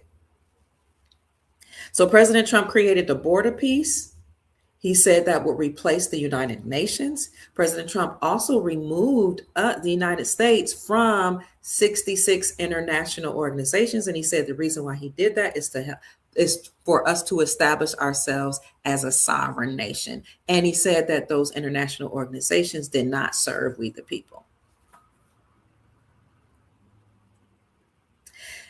15, the 15th component of the National Economic Security Reformation Act is it would initiate the first phase of worldwide prosperity distribution of vast wealth, which has been accumulating for many decades. The law requires that the farmers' claims be paid out first because they were the ones that are responsible for NESARA being a law. And then the general public will receive funds. So if you Google have worldwide prosperity funds been initiated or have worldwide prosperity funds gone into effect, you will see yes. Not only have they gone into effect, they will listen. Here's one publication that says, yes, several major international initiatives aim to foster global prosperity. Thank you so much. Somebody just sent me a Cashapp blessing. I appreciate you.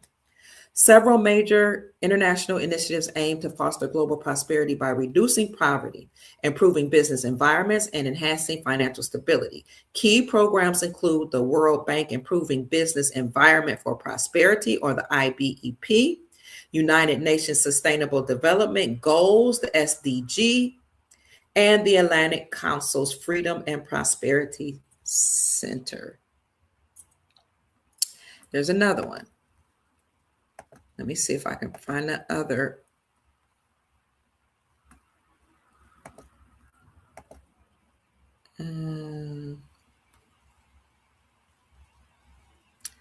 Oh, and it did go on to the World Bank IBEF focus on strengthening business regulations in 9 middle-income countries to boost composition and share prosperity. The United Nations Development Program works globally, the UNDP, to eradicate poverty, reduce inequalities, and accelerate human development. And the Atlantic Coast Freedom and Prosperity Center analyzes the link between economic freedoms. And I don't see what else it was because I didn't copy all of that. Now, what else? There's more. I'll bring it up for you. More economic programs, global prosperity programs, okay? We already talked about Atlantic Council Freedom and Prosperity Center analyzes the link between economic freedom and prosperity to support development. You have the MIT Solve Economic Prosperity Challenge, aims to create financial opportunities for underserved populations through technology. You have Prosperity Now, which focuses on expanding financial stability and asset building, primarily in the United States, but with a broader mission. You have the Legatum Institute, which produces the Legatum Prosperity Index to help nations build pathways to prosperity. These initiatives often target financial inclusion, job creation, and policy reform to assist developing nations and vulnerable populations all across the globe. Now that you know that these exist, what we must do or need to do if we desire to access any of these funds is to avail ourselves of the opportunity, because there have been many, many global initiatives like opportunity zones that have been available. That's part of prosperity programs. It's part of programs to help certain areas in the country or abroad to actually become more economically sustainable, to create jobs. And some people will say, oh, that's only for white people, white business. That's not true. Look up the Mosaic Group in Miami, Florida. That's a group classified as Black. What needs to happen is people, now that you know the information is there, people should avail themselves. We should avail ourselves of the opportunity to utilize the funds to help our communities and our nations, whether you're here locally, in Florida, in any of the states here in the Americas, or you're somewhere else across the globe. We just talked about a few prosperity programs. We haven't even mentioned the St. Germain Trust, Rodriguez Trust, the Ancient Dragon Society and their trust, the King Solomon's Trust. So many trusts, so many funds that are available to put massive wealth into the community. Global prosperity programs. That's just a few that I've named. And I think I did report on this one that I'm going to talk about right now. Last summer, I think I only talked to the private group about that. There is a so-called secret trust of $150 trillion that they're saying President Trump is going to release, in which he is. But we owe it to the Supreme Court of the United States for overturning the Chevron doctrine for these funds to be released. Where is this $150 trillion coming from? It's coming from the gold and silver mines, the mines that were shut down by the United States government once we came off the gold standard. And also the United States government made it very, very hard for anybody to mine, even if it's on your own land. You had to go through a whole bunch of red tape. You had to go through courts. That's where the judges and attorneys, that's how they colluded. And basically you could not access your own land, the silver and gold and copper that was on your own land or on the mines. But now that the Supreme Court has overturned the Chevron doctrine and eliminated the power and the stronghold that the government had on these lands and on these mines, that money in those mines can be released. That's where the $150 trillion come from. Now, Jim Rickards, who's a financial commentator and an economist, was the first one to report this. He worked on Wall Street for about 35 years. And he said in March 2025, so I reported last spring, not last summer, that the United States had an untouched $150 trillion national trust fund or endowments waiting to be tapped into. And a lot of that money was attached to the silver and gold mines. He said this was thanks to a key provision in Title 30 of the U.S. Code. The rumor spread across multiple platforms once Jim Rickards said that. But I dug deep into it. I not only realized that a lot of this money was attached to gold mines, but then I went into figuring out where those gold mines are. A lot of them are actually in the western part of the country and in Texas, the ones that could not be touched, that now can be touched. So that's $150 trillion. It's probably more than that. But then you have the Sovereign Wealth Fund. The Sovereign Wealth Fund is comprised of precious metals, silver, gold, copper, palladium, platinum, other precious metals, stocks and bonds, tariffs, real estate, arable land, what else? Rare earth minerals, and bonds. That's it, bonds. Yes. That's what the sovereign wealth funds comprise of. First thing Donald Trump did when he came on board January 2025 was to create the sovereign wealth fund. And he said these funds would be used for we the people, for we the American people, for prosperity programs, and to rebuild the infrastructure and to invest. Look up the sovereign wealth fund. It's one of the first things I reported on as soon as he came back. And he said, I'm creating a sovereign wealth fund because our people, the American people, have not been, and American citizens have not been taken care of. But there are other countries that have sovereign wealth funds. And then one of the things that these nations do with the sovereign wealth fund is they ensure that each person in their country has money every single month in their account. Some people call it a universal basic income. But oil-rich nations like Qatar have been doing this. They make sure that since they make so much money from oil, they give it to the people. This is something that now Nasara will ensure happens. And that's why President Trump created the Sovereign Wealth Fund.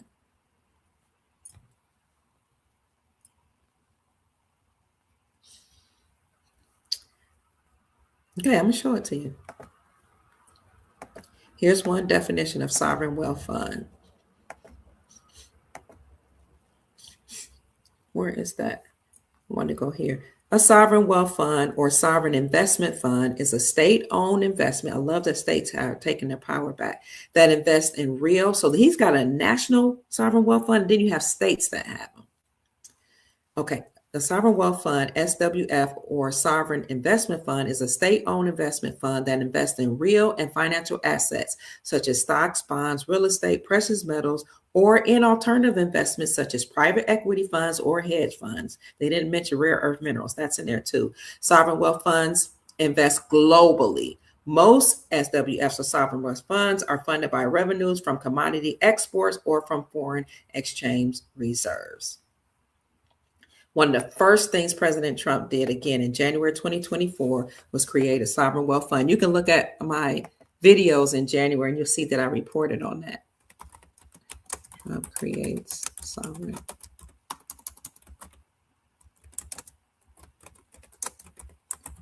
I'm not going to pull that video up, but I'm going to see if I see an article on it.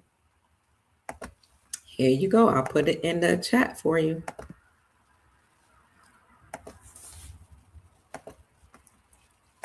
Trump Sovereign Wealth Fund, Kiplinger. What is it and how does it work? Trump signed an executive order that puts in motion plans for a United States Sovereign Wealth Fund. Here's what a sovereign wealth fund is and what it does. He directed the Treasury Secretary and the Commerce Secretary to compile a plan within 90 days for creating a U.S. sovereign wealth fund. They tell you why it's a big deal. They tell you what it is. It gives countries a potentially bigger return than they get by simply holding their excess funds in government bonds.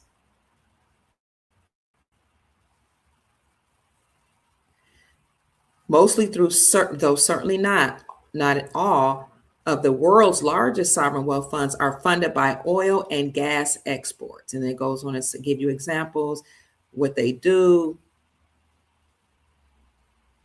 et cetera, et cetera.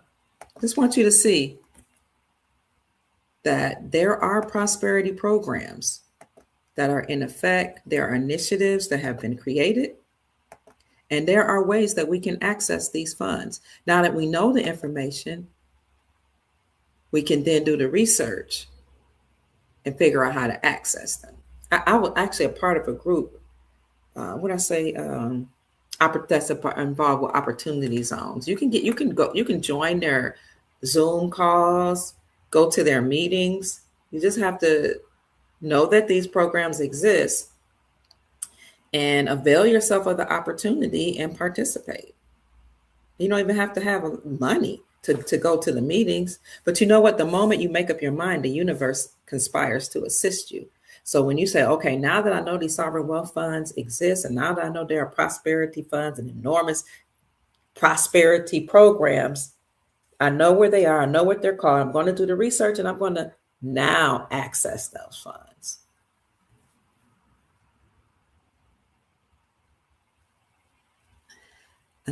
So that was initiate first phase of worldwide prosperity funds to distribute vast wealth. Also, I want you to look in your city, because in all major cities in America, they're actually doing renovations and creating projects, renovations downtown, creating projects. They have initiatives all across the country, maybe in other countries too. Somebody told me that last summer, and I was like, oh, it's not here in Jacksonville. They were like, you didn't look it up. How are you going to tell me it's not? I said, well, I didn't notice it. When I looked up what's happening in Jacksonville, they're building beautification projects, doing all type of activities for the people, activities on the beach, activities in the park, free activities, beautifying downtown. Went to Tennessee, same things happen. I travel and I say, oh my gosh, just because I don't know it doesn't mean it's not existing, but now we know it. Okay, we're almost done. Release enormous sums of money for humanitarian purposes. Some people say that's what the RV is for, the revaluation of currencies. When you go to get an exchange on your currency, you have the money, but there are also humanitarian projects and programs. There was something called Global Settlements and Prosperity Programs of the 90s that a lot of people are involved in. It was secret. So the government allowed people to sign up for. There were a lot of groups, a lot of church organizations, spiritual organizations, a lot of personal, professional development groups that signed up for these prosperity programs to create humanitarian programs. These people had to be vetted. They had to have background checks, and then the government would come and sign off on their programs. Gold Star Mother Susan Price is one person who was vetted by the United States government and the Trump administration. The then United States Secretary of Housing and Urban Development, who was Dr. Ben Carson, approved her program, her project. That's why she was able to teach us how to create humanitarian projects on my channel. On my show, she helped many people, literally hundreds, over 200.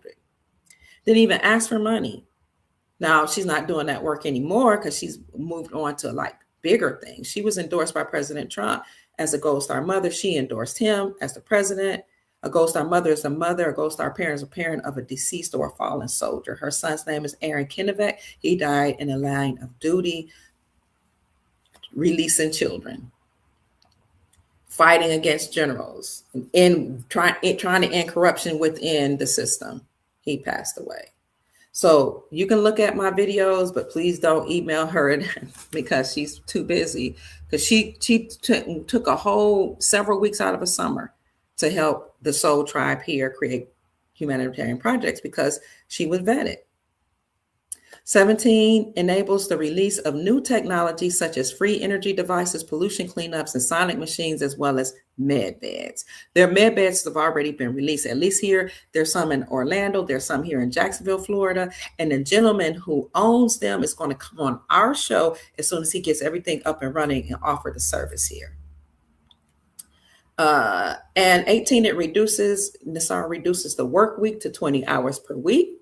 And 21, it gives everyone ages 21 and over, some say tens of thousands, some say 100,000 per month for 11 years or up to $20 million each into a non-interest bearing account. We don't know exactly how much, we just know. And we know this happens in other nations. It's not just oil rich nations. It happened here in the Americas. When I was living in California, there's a small place called, I think it's Richmond, California. There was a brother who was a mayor. Was he a mayor in a certain city? Was it Richmond? I can't remember where it was. Outside of Sacramento, who gave every person in his area a certain amount of money every single month. I was like, oh my God, that was in 2018. I can't think of his name. But this is happening, and this is an American state, but it happens in other nations. Some people ask, how can you have that type of money, tens of thousands of dollars per each person over 21? Well, we all have what's called a TDA account. Y'all know about TDA accounts, right? Treasury Direct accounts. You all have trusts. We're all trust fund babies. You all have a trust. Your birth certificate, remember we talked about that in the beginning of the show, was turned into a bond. It accrued interest as it was circulating on the New York Stock Exchange and other stock exchanges, accruing money. That is your money. Hundreds of thousands, millions of dollars that you will have access to. That basically, they're going to let you have access to your trust. If you know about the TDA accounts, you know that some people at some level have purported that they were able to access those trust funds. But as people, and these were people, you had to go through a certain process, as people started accessing their TDA accounts, Treasury Direct accounts, they made it very, very hard for people and they limited access. But this is going to happen where you will have access to your Treasury Direct account and you will have access to your trust fund. And that, my darlings, concludes the podcast on enormous wealth being injected into the global economy and prosperity programs that are in effect. They are in effect. There are many. You can Google it right now and see all the initiatives and see the programs. You can attend some of them. I mean, you can start right now with opportunity zones and other type of prosperity programs or opportunities to create programs to do some development in your organization or development in your city or your state. These things are happening right now. They're in effect. They're in motion. Another thing about enormous funds being released, President Trump released some frozen funds to the states for education.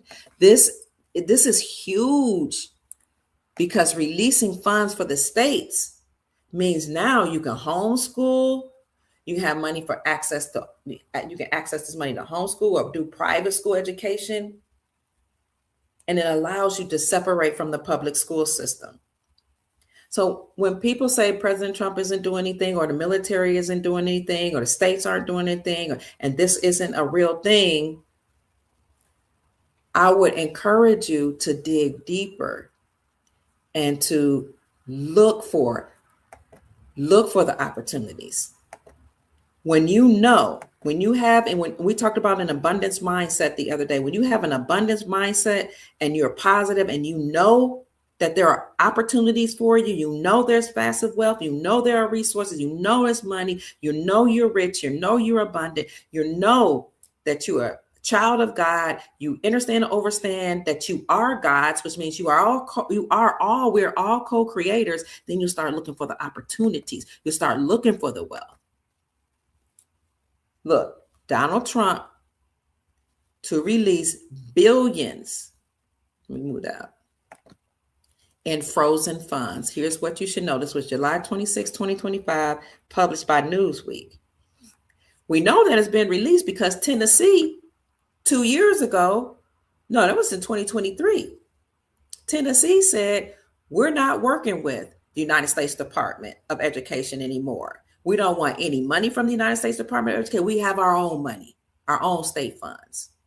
Florida now gives each person $7,000 to $10,000, whether it be in tax break or funds, so that you can educate your own child. You can either use it for homeschooling or you can use it for private schools. More than $5 billion in frozen education grant funding to the states will be released in the coming weeks. This was in the summer of 2025, according to the Department of Education. The money, which was used to found a range of initiatives, including teacher training and English language programs, was suspended by the Trump administration on June 30th, pending a review by the Federal Office of Management and Budget. It goes on to talk more about how they contacted the Department of Education, because you see, the Department of Education is a part of the deep state. They're part of the government that has to be downsized because the Chevron doctrine was overturned by the Supreme Court of the United States. The Department of Education was funding the public schools. When you fund the public schools, it goes into what you need to know. When you fund the public schools, you control the curriculum, you control the propaganda, you control everything. You control the programming. And this is what Tennessee said in 2023. We don't want any funds from the United States Department of Education. We have our own money because we don't need anybody telling us how to educate our children. We don't want anybody propagandizing them or telling them about sex or gender or any racial anything. This Tennessee said that should be left up to the parents. They said no longer we don't want the money from the United States Department of Education because we don't want them to control our curriculum. We don't want them to control social programs in the schools. We don't want anything to do with standardized testing because those standardized tests are culturally inappropriate for some cultures. They are culturally biased for specific cultures. And they do not determine whether or not a person can succeed in school or in college and higher education. Tennessee led the way in 2023. Now more states are doing that. But Trump took that frozen money that was only allocated for the United States Department of Education, unfroze it, and released it to the states. So now states have that money. States have other monies. And you and I, now that we know that the states are sovereign, can work at the state level to utilize those funds to educate our own children, to create schools, to create preschools, to create daycares, whatever, or just to educate them at home. This is what I'm saying is when you have an abundance mentality and you know that there's abundance on this planet and you know that things are working in your favor and you know no weapon formed against you shall prosper, and you know that is the Creator's goodwill and intent for you to excel and prosper even as your soul prospers. When you know that the earth is the Creator's, the earth is the Lord's and the fullness thereof, when you know you were created to enjoy wealth, when you realize and know that you have come here to experience wealth and to utilize wealth to help humanity, and to help your future generations, meaning your posterity. When you know this and you come to that awareness, whether you were born with this knowledge and awareness or you come to it, the universe will bow to your command. The multiverse will bow to your wishes. Because I've always known this, because that I'm here for wealth, because it started with an understand and overstand my name. When I understood and understand the meaning of my name as a small child, then I knew what my purpose was. Then I said, okay, so my purpose is not to just have wealth, but to teach it, to encourage it. And that could be wealth in terms of your health, wealth in terms of wealth, having a good moral compass, values, integrity, financial wealth, trust, assets, community. All that is what I consider wealth. When you know this, when you know that you have dominion, all power in heaven and earth is given unto me, is what the ascended master known as Jesus or Isis said. When you know this, you look for opportunities, opportunities fall in your lap, you align with them, you attract all this information, and then you can avail yourself of it and you create the reality that you desire and deserve. Having said that, family, I'm so grateful that you joined me today. I am so appreciative. Yes, President Trump did mention free college as well. He has something, what was it called? American Education, American Institute, the American College, free education, which some countries already do. Thank you all for those of you that sent me a Cash App. My phone is not right here. If you desire to donate, you may. I have a Cash App at $ Mama Kia 13. I also have PayPal, whatever, if you desire to. If you desire to join a private group where we go in depth on investments, you are more than welcome to do that. Somebody had mentioned yesterday that the private group is gold. The last private group session, we talked about the developments in Iraq, Zimbabwe, Venezuela, and what's another one? Vietnam, as well as other things. We talked about alternative money. We talked about,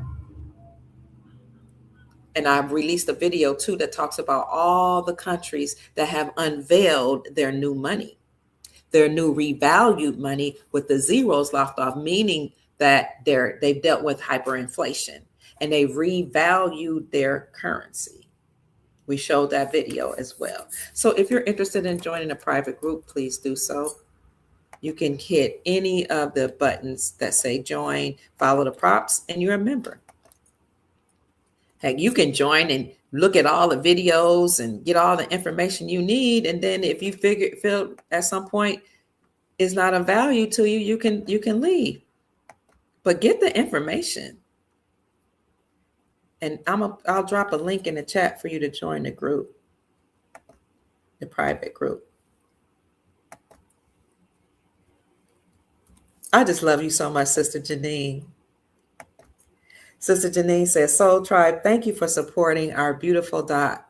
You are appreciated. Thank you, Sister Janine. Thank you, Soul Tribe. I appreciate you. Yes, Tennessee's nickname is the volunteer state. Absolutely.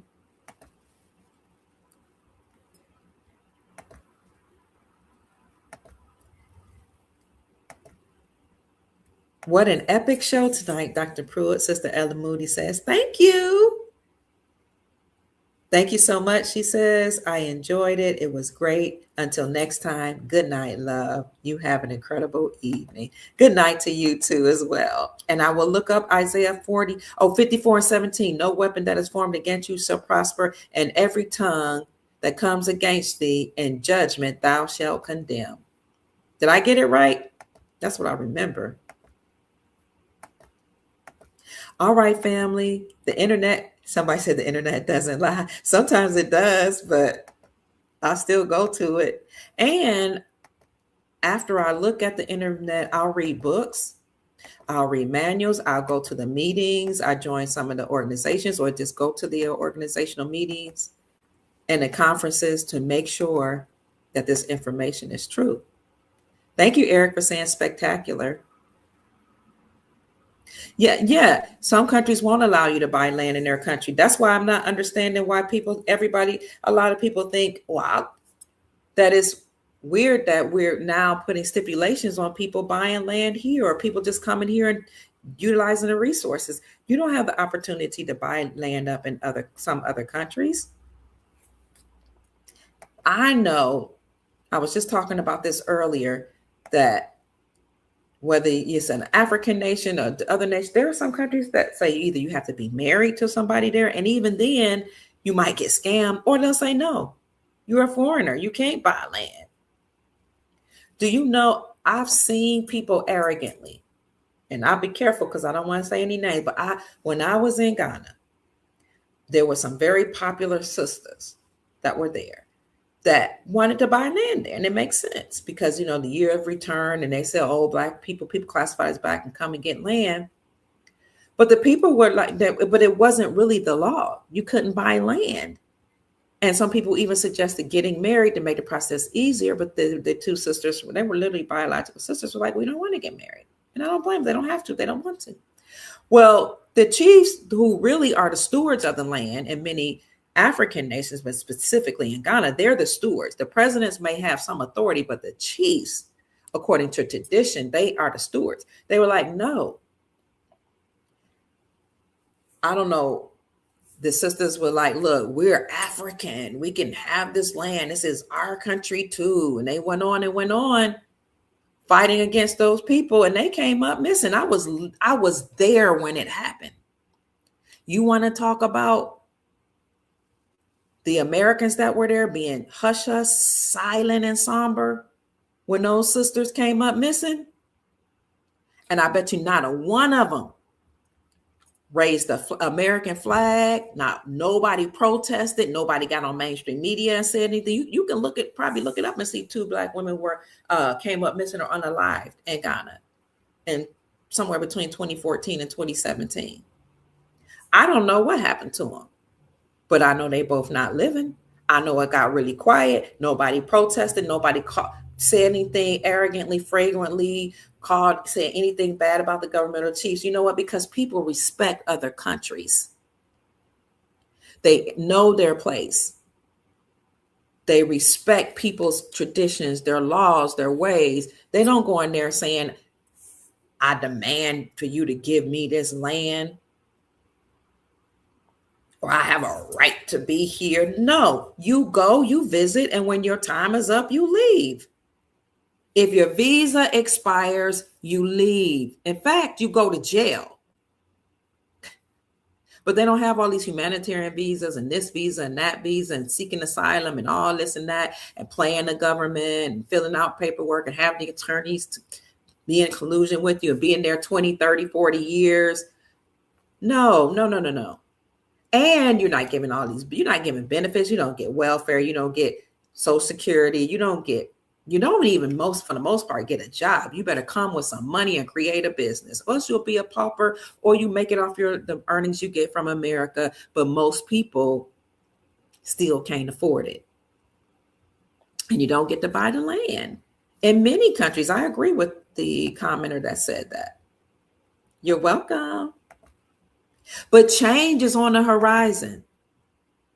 As long as people abide by the laws, called law and order for a reason, of these lands in America and abroad, we'll do fine. We have to respect people's country, their culture, their lands, the things that their ancestors left for them and their posterity. Abide by law and order, and we'll have peace. Abide by love, truth, freedom, and justice. Love, truth, peace, freedom, and justice, and we'll be okay. I said that. I've been saying that. And I said those who don't abide by love, truth, peace, freedom, and justice, they won't be able to stay here. If you are out of order, unlawful, you're not peace abiding, you don't have love, you don't practice justice, don't believe in justice, you're unpeaceful, you hate the truth, and you propel lies, you're out of order. Why should you be able to allow to stay on anybody's land anywhere in the world? You shouldn't. It's common sense to me. I don't understand why people don't understand that. And if you go in people's countries and you stay beyond the time you were supposed to stay, that's considered being illegal. And you had time to get it right, and you just don't. You just flagrantly deciding not to abide by laws, no matter which country you visit. Most people have the common sense enough to know that when you go on vacation or you go somewhere and you serve a job or you on a visa, after the time is up, you leave. But we have flagrantly disobedient, unlawful people deciding to go against that. And now that we have law and order being enforced, They want to cry and call you racist because you're a law-abiding person, because you have discipline and integrity. That's what we call it. And then you have people that go to other people's countries and they break laws and they harm children. They have gangs and they flood your countries with drugs and guns. Try to go to another country and flood it with drugs and guns and take their women and unalive and molest their children and see. You talk about deport, you will come up missing. Forget deportation. So what we're experiencing is law and order in the Americas and all across the globe. And I think and know it's a beautiful thing to ensure that everybody operates in love, truth, freedom, peace, freedom, and justice. I love it. So Soul Tribe, thank you so much for supporting me. Thank you for being a part of the show. Thank you for your attention. Thank you for your time. Thank you for being a part of the, yes, Sister Janine, that happened in Ghana. Thank you for being a part of the Soul Tribe. You don't have to join the membership group. You just do it if you can or if you desire to. Sister Linda says, you and Chief Mac really pour into the Soul Tribe. Much love and gratitude to you both. Thank you so much. I love you. You're welcome. Sister Amy says, thank you for your hospitality. Sister Janine says, you play stupid games, you get stupid prizes and stupid surprises. You're welcome, Cynthia. Cynthia commented, thank you for the information. All your research will not go unnoticed. That means so much to me. Thank you. You are appreciated. Did not know I would be learning more out of school than I did within the school when I was attending school. You're welcome. You're welcome.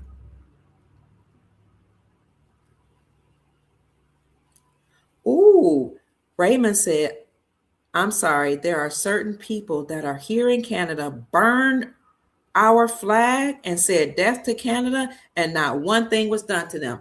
I'm so sorry that happened. I said that it was happening here in the Americas too. Do you know that video? I'm so sorry that happened to you.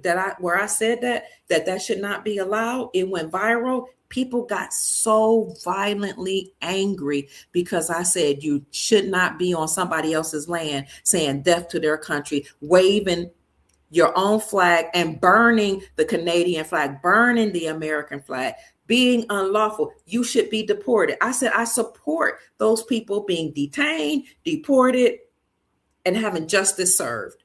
But when you speak out against unlawfulness, lawless people get angry.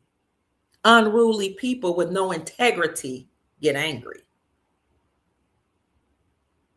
because they've done unlawful things. I'm so apologetic that happened in your country. I can only imagine because we see it happening here. They literally will say death to your country. I don't understand that, Brother Raymond. I really don't. And nothing happens to them. But you know what? There's a such thing called karmic justice. You can't escape karma. I don't care if you will the same energy people give out, the same, whether it's good or bad, will come back to them, whether it's in this life or the next, whether it reaches them or their posterity. Some things are so egregious that not only that person will have to suffer for it, but their whole bloodline. Karmic justice.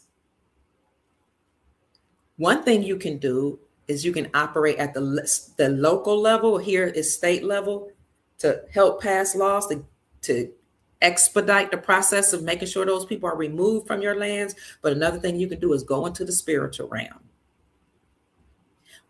You know what that means for you and your peoples, because each culture may have different ways of going into the spiritual realm and asking your ancestors, the God of your understanding, God of your people, to fight in the spiritual realm on your behalf. You can fast, you can pray, you can meditate, you can send energies, and something will be done, but people will face their karma. I'm so apologetic. That really hurts me that that's happening in your country. It has to hurt you. That's the country of your people, of your ancestors, the country that you're living in and enjoying the freedoms of, for somebody else to come on your land and burn your flag. The flag is the banner. The banner is something that is waved to rally the people. This is why they wave the flag in battle. They sing around it. They have certain rituals. You wave it and the troops, they rally around it. They get the energy that they need to go and fight for their country. It doesn't matter if the flag doesn't mean something to somebody else. It means something to the people to whom it means something, or for whom it means something to certain nations, certain people. It should be honored and respected. Just like your land should respect it, your laws should respect it, your culture should be respected.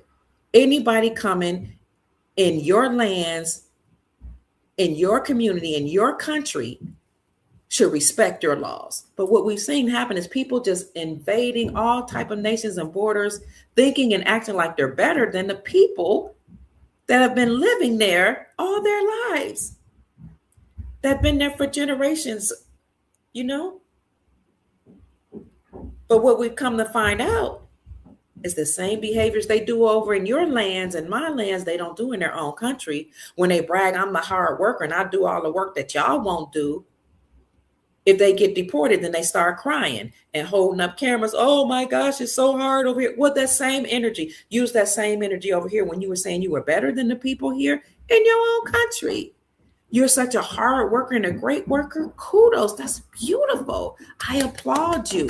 Use that energy and those skills to build up your own community and your own country. It's the nation of your ancestors. Use that same energy to change the laws in your nation. Use that same energy to do the paperwork and the work you need to do to come back lawfully. To me, it makes sense. Canada's going through the same thing we're going through. Europe is going through the same thing. People coming through their borders, taking over their country. And we understand that people should have a right to travel. We do know that. It's just that we have laws in place. And even when you travel, your time is up. If I invite you into my home, that's one thing. But if you come because somebody else invited you, that's a whole nother thing. Got a problem. I'm talking about my home. But even if I invite you, it's just for a time. Don't overstay your welcome. You have a visa for a purpose. Humanitarian visa, work visa, travel visa, spouse visa, student visa for a limited amount of time, vacation. And then when the time is up, you're supposed to leave. What part of that is so hard? Somebody help me. Oh, you're just being unlawful. And because the governments have allowed you to get away with breaking law, you think you have a right to be unlawful or illegal on somebody else's lands. You have a right. But that's not the way law works. Even if it's me. When I was in Ghana, when my time was up, 2 fingers to the wind. When I travel abroad and my time is up, and there are some places I go to, I'm like, oh my God, the food is better. I'm healthier. I'm happier. My skin is glowing. Especially when I was in Costa Rica and Jamaica, that food was good. I'm treated like a queen. In Africa, I was even made a queen mother. Of the Ashanti, some of the Ashanti people's tribes. You're talking about good treatment? I didn't get no government benefits, no welfare, no housing, but great treatment. King wanted to marry me. People took care of me. I'm not going to spill all the beans. You will get taken care of as an American in other countries. Like you get served, you get just treated royally by the people. The government be like, you're not coming up in here and taking our money or our resources. You can pour into the country and create businesses and help the people, hire the people. But the people, even though they treat you royally, they say you need to learn the language if you're going to be here in my country. You need to learn the culture. You need to learn the foods, and you have to respect our customs. Common courtesy. Thank you so much, family. I appreciate you. Thank you so much for listening to the Motu Proprio letter that was written by Pope Francis. Thank you for listening to the Tenets of Nasara. The global version of that is the JSAR, the Global Economic Security and Reformation Act. There will be massive wealth programs that will go into the communities. The initiatives have already been created. The funds are already there. We just have to avail ourselves. My name is Dr. Kia Pruitt. Thank you again for your attention, your time, for your donations. Thank you for joining a private group. Just hit the join button if you want to learn more about investments. I trust that I've said something to raise your vibrations and inspire you to create the most amazing, magnificent life that you desire and deserve. Absolutely. It's like somebody coming into your home and trashing it. We don't want that. You come into somebody's home, as Sister Janice says, and you respect it. All right, family, go out and make this a great evening if you're going out this evening, and have a good night. Take care. Peace, family. Thank you again. I love you so much. To a new and brighter day. Sweet dreams. I love you more.